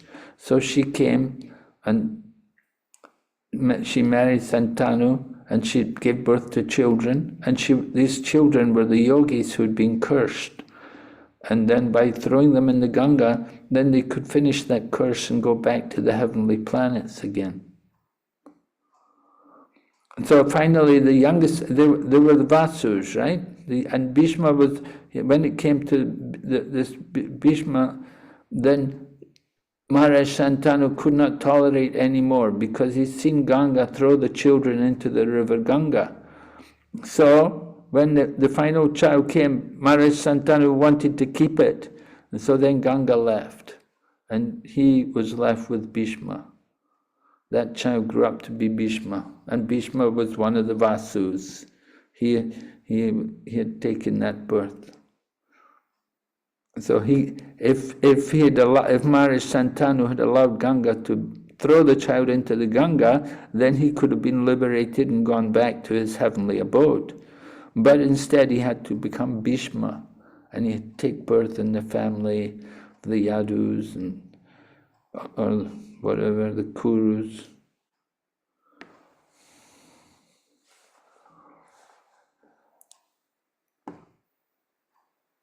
And then we're told about Bhishma, how he defeated Lord Parashuram in a fight. Right? Bhishma was the foremost of all warriors. He defeated Parashuram. What happened, right? You know the story? It's told here in this chapter about different daughters, 3 daughters who'd been taken by grandfather Bhishma. Bhishma had taken them to be the wives of Vichitravirya. So one of them wanted to marry Bhishma. But Bhishma said, I've taken a vow of brahmachari, I cannot marry you. So she went to Parashuram. Parashuram was the guru of Bhishma Dev. And Parashuram said, I will talk to him, I will tell him to marry you. And so Bhishma, when Parashuram said to Bhishma, you should marry this girl, Bhishma refused. So then Lord Parashuram said, if you're not going to follow my order, then you have to fight me. and show me that you're worthy of not following my order. So the two of them had a great fight, and Parasurama could not defeat Bhishma Dev. Although Parashuram is the incarnation of God and he's so powerful, he could not defeat Bhishma Dev in battle. And so Bhishma Dev kept his position as brahmachari. And Parasurama told the woman, I'm sorry, I couldn't do anything, can't help you. So that woman, what did she do? Right? What did she do to get revenge on Bhishma? He went to Lord Shiva. Yes, and what did she do? She did penance and she committed suicide, Maharaj, and then born as Sikandi, son of Drupad. She was born as who? Sikandi. Yes. And then what happened? She's the one who will be responsible for the death of Bhishma during the battlefield of Kurukshetra. Yes. So Bhishma refused to fight with women. So Bhishma accepted Sikandi as Amba. So he refused to fight. That's why Arjuna released a arrow to kill Why him. did he refuse to fight? Because he considered Sikandi as woman, as Amba. Yes. And Bhishma doesn't want to fight a woman, right? Yes. Doesn't consider fighting a woman to be very good. He's very, very strict according to religious principles. So whenever Sukandi would come, then Bhishma would stop fighting. And at that time, then what happened? Arjuna released an arrow. Yeah, they filled his body with arrows, right? And he fell down.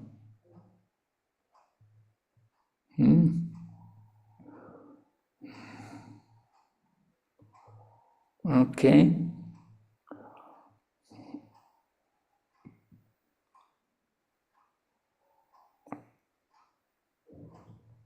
So it said Parasuram was defeated, but he was pleased with Bhishma. He was pleased with Bhishma, that Bhishma was such a good fighter. He was able, that Parasurama could not defeat him.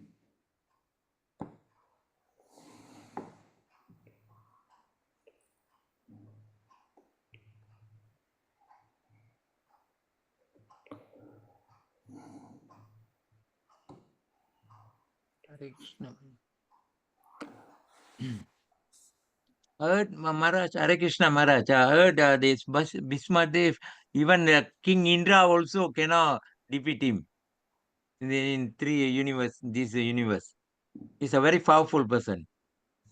That's why Krishna make arrangement to do. He's also devotee of Krishna, but in arrangement, you want to show the power Krishna give Arjun to win this battle.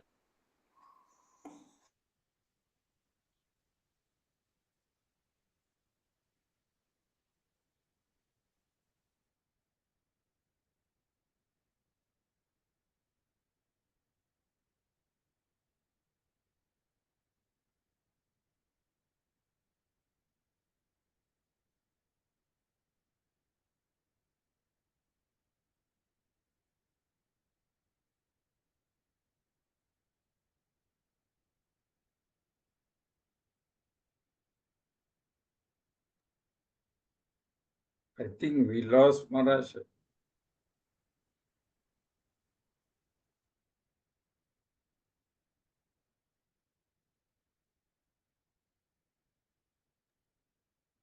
Yes, some network issue probably there.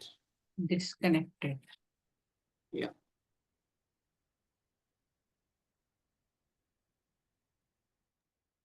Maharaj is in Mayapur or what? Yeah, he's in Mayapur, yes. He's in MI actually. MI, the connection is very low. Internet. Also maybe power cut, I think, right? Okay, sorry, yeah. Lost my internet. Okay, so anyway, he was a great fighter. But he has to also give up his body. So it was arranged Arjuna could fill his body with arrows.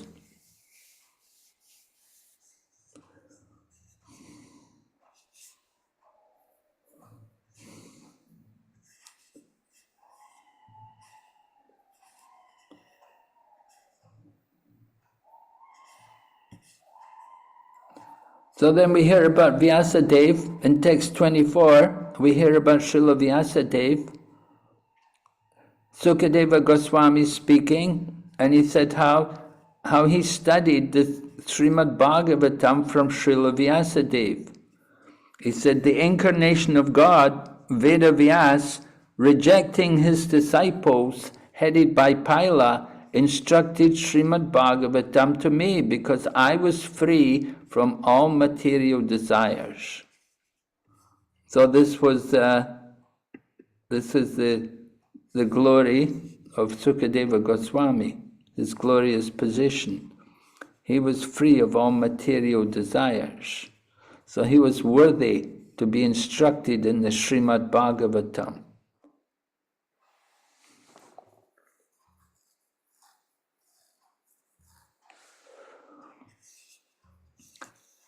And we're told about Vichitravirya. Vichitravirya, he had these two girls, Ambika and Ambalika, but he was too attached to these two wives, and he had a heart attack and died of tuberculosis. And so then, of course, they need children. So Vedavyas is the brother, because Vedavyas is also the son of Satyavati. And so she calls Vedavyas to beget children in the womb of Ambika and Ambalika.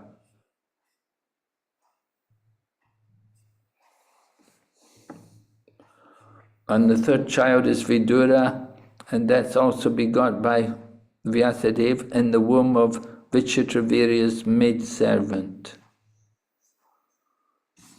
So this is all well-known stuff. And they talk about, we hear in the purport, they're talking about sacrifices which were prohibited.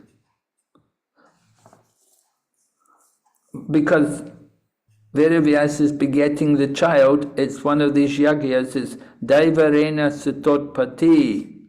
Daivarena Sutotpati, that before the Kali Yuga, you could beget a child in the womb of your brother's wife.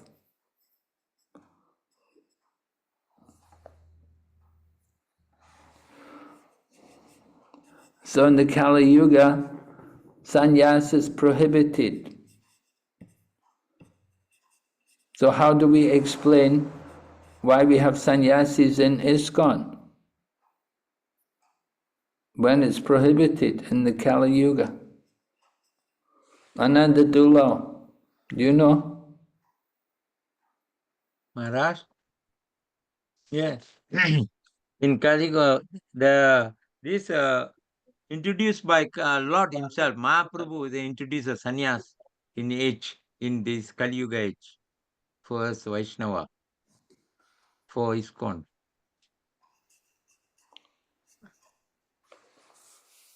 Mahaprabhu introduced sannyas. Yes, he took first a sannyas. Before that, no. All Babaji only.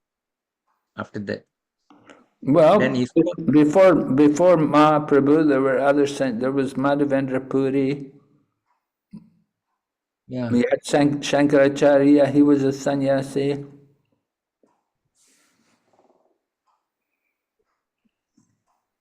Shankaracharya's line, many sannyasis. Lord Chaitanya went to Benares, Prakasananda Saraswati is there with all the Mayavadi sannyasis. We heard. There were sannyasis. ISKCON take sannyas to preaching wise. Preach others. Okay. Are we the only ones preaching?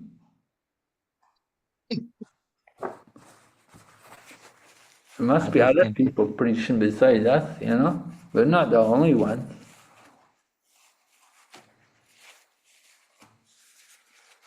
If sannyasi means the specialty, they will listen. Mahaprabhu said, the ones he give a class, sannyasi go around, they all run and pay obeisance. They're respected for the sannyasi in this age. Respected.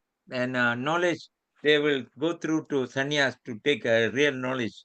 Even not sannyas give a teaching in ISKCON also, they not serious to take seriously for receive the knowledge. For sannyas, they will accept like a serious.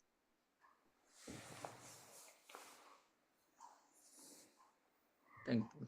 My idea, Maharaj, that is. Okay, yeah. Yeah, they take sannyasis more serious. Yes, somebody's preaching sannyasi. We hope they will take the sannyasi more seriously.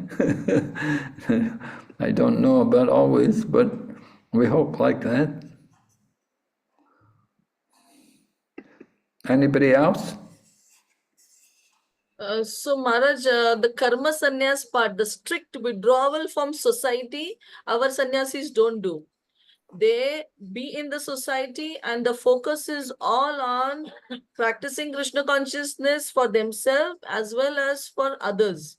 So the prohibited part was the karma sannyas part, that you are out and out of society.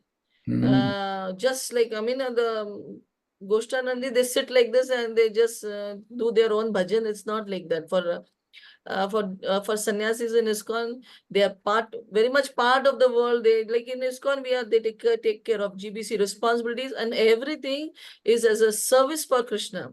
So it is not like, it's for themselves anyways. So the work part, which has to be renounced, the work is still continued, but work is for exclusive only for Krishna. And then whatever the Anandullah Prabhu said, like Chaitanya Mahaprabhu, he took sannyas for the only reason that he wanted to, get people serious. Otherwise, people are not serious if they are not sannyasis. So this is how I understood. Okay, yeah. Yeah, Mahaprabhu was certainly the students were against him, right? The students were against him. They were coming to beat him even. And he thought, I've come to deliver them and they're coming to beat me. And so he said, will not be very good for them. So that was one reason why he took sannyas, so that they will have to respect him. Maharaj, Yes? there was this very well-researched book. His Holiness Jadonandan Maharaj, I think it was part of his thesis, which later on came as a book, Sannyas in Modernity. And he has very extensively researched on sannyas, especially Gaudiya Vaishnava sannyasi in context of ISKCON, and also has documented last 400-500 years of the tradition and current challenges and solutions. So that's one, I think, work which needs to be, those devotees who are interested to know more about the context, because as we understand in ISKCON, or in the modernity, sannyas is also kind of evolved in the sense that they have been roles which were not traditionally attributed to the sannyasis, but they have taken that because, as already Sundari Gopalji said, that that comes along with the preaching and that comes with the responsibility, because it's not like a classical understanding of sannyas.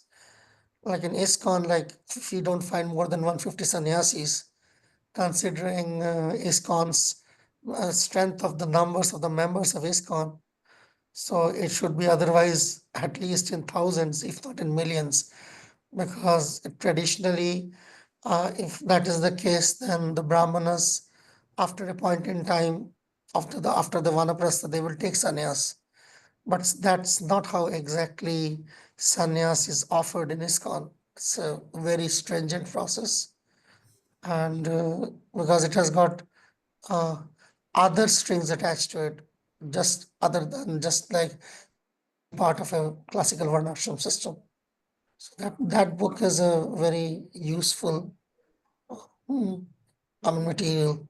Yes, Yeah, certainly. Yadunandan Swami did a lot of work there in compiling that book. He interviewed a lot of people who had been sannyasis and who'd given up the sannyas, and he interviewed people who are also sannyasis and who are keeping the sannyas. But generally, the sannyas position is given that the devotee is expected to make propaganda for the Krishna consciousness movement, to go out and do preaching, to go out and do pioneering work in different parts of the world. Just as Srila Prabhupada did as a sannyasi, he went to America with practically no money and not knowing anybody. And so that's sannyas, going out preaching and trying to establish a Krishna conscious community in some different parts of the world. And we need people to take on that kind of responsibility. Yeah, sannyasis, they're meant for traveling and preaching generally. But even there was one time Srila Prabhupada was giving sannyas in Mayapur. He gave sannyas to about 6 or 7 young men. And one of Prabhupada's friends was there. And the man said to Prabhupada, he said, "Oh, they're all very young, Prabhupada, they're all very young." And Prabhupada looked at this man and said to him, he said, "If they're old, what can they do?" And so Prabhupada, his thinking was that sannyasis, let them do some propaganda work, traveling and preaching, lead the devotees and make some propaganda for our Krishna consciousness movement. And they did in Prabhupada's time. The young people, young men, they were sannyasis. And I mean, many of them didn't last very long, but for some time at least they were doing it. They were traveling and preaching and leading devotees and putting on programs here and there. And so sannyasis, it's not really meant as they're not really meant to be managers or administrators, but they're meant to be preachers, and they're meant to give seminars, and even, of course, writing books. That's also something very wonderful. If a sannyasi has some ability like that, as Yadunandan Swami did, because he was doing some studies and he was able to put together a book. So that's very nice. Prabhupada appreciated that kind of thing. So writing books and opening temples and having Krishna conscious seminars and programs everywhere. Making propaganda for our Krishna consciousness movement. The other, Vedic sannyas, as it's described in 7th Canto, Srimad Bhagavatam, that's, of course, that's not possible, it's not practical in the Kali Yuga. So, in our Krishna consciousness movement, they are very restrictive about giving sannyas. It's easier to be a spiritual master than it is to be a sannyasi for some reason. And that's one reason you see sometimes people go away from the Krishna consciousness movement and they go off to the Gaudiya Math. And they get sannyas very quickly there when they go to Gaudiya Math. But in ISKCON, it's quite difficult for them to get sannyas. A lot of red tape, a lot of things to go through. Sannyasi ministry and so on. Okay.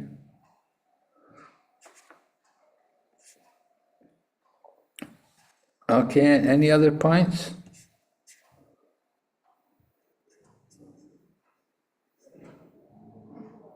We hear about Dhritarashtra's wife, Gandhari. We hear about Pandu dying, Kunti taking up, leading the 5 sons.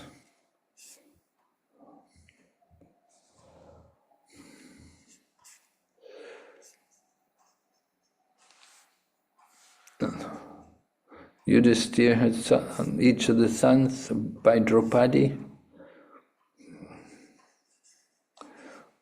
And then they say Pandavas had many sons, different names are mentioned, different people, not just the sons by Draupadi, but they had many sons from different people.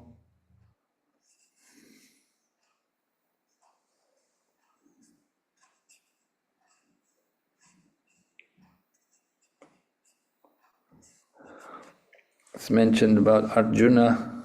Arjuna had 4 wives, of course, and so he had different sons. From his wife Ulupi, he had a son called Iravan, who was,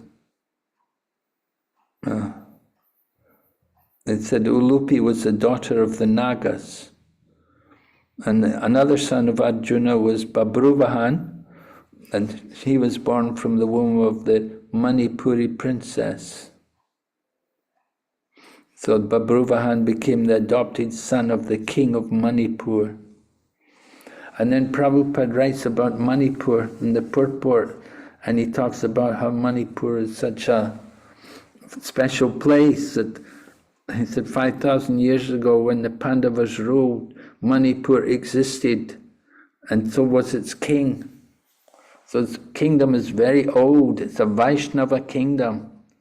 So when Swarup Damodar, later on Bhakti Swarup Damodar Maharaj, when he first came to Krishna consciousness, Prabhupada was very happy, and Prabhupada really liked very much Bhakti Swarup Damodar Maharaj. He was a very dear devotee to Srila Prabhupada, and they both had a great love for each other.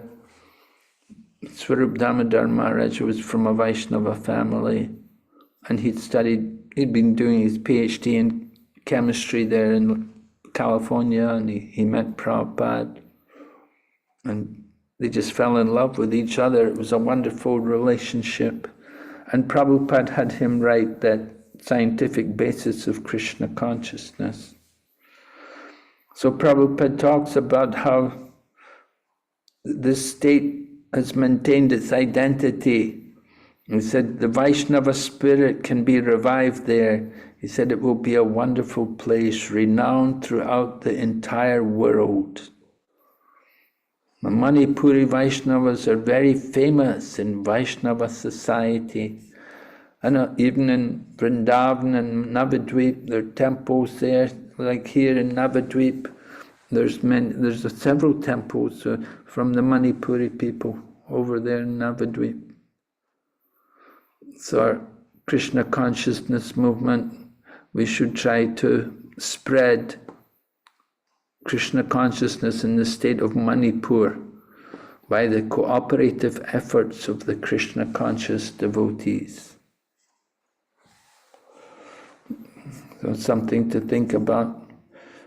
Manipur, of course, troubled with politics, a lot of politics there, difficult, sensitive at this time. But we do have a temple there in Impal and other places also.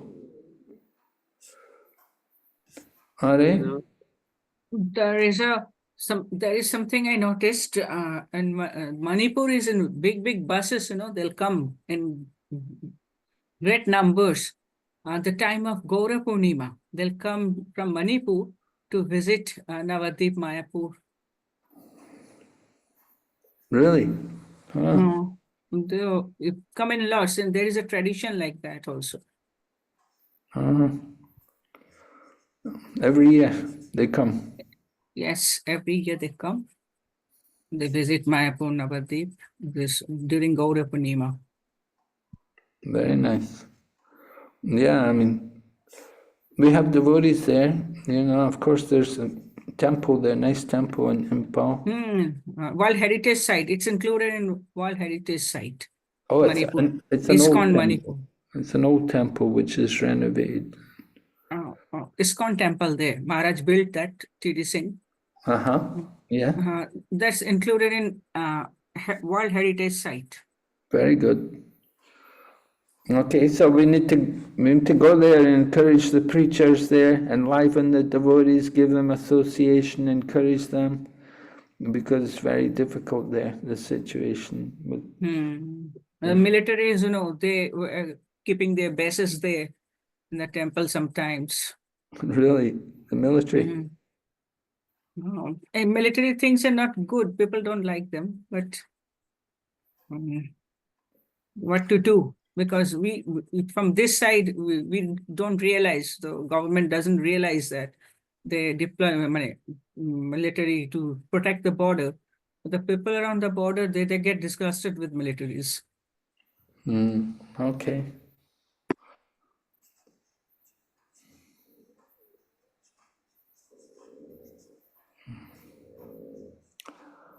All right, so I think we'll finish here. There's a lot to be. Hare Krishna. You can go through it all. All right, so we'll go on tomorrow. Thank you very much. Hare Krishna. Hare Krishna. Thank you. Srila Prabhupada ki jai. Jai. Hare Krishna, Thank you, Maharaj. Hare Krishna. Hare Krishna. Hare Krishna.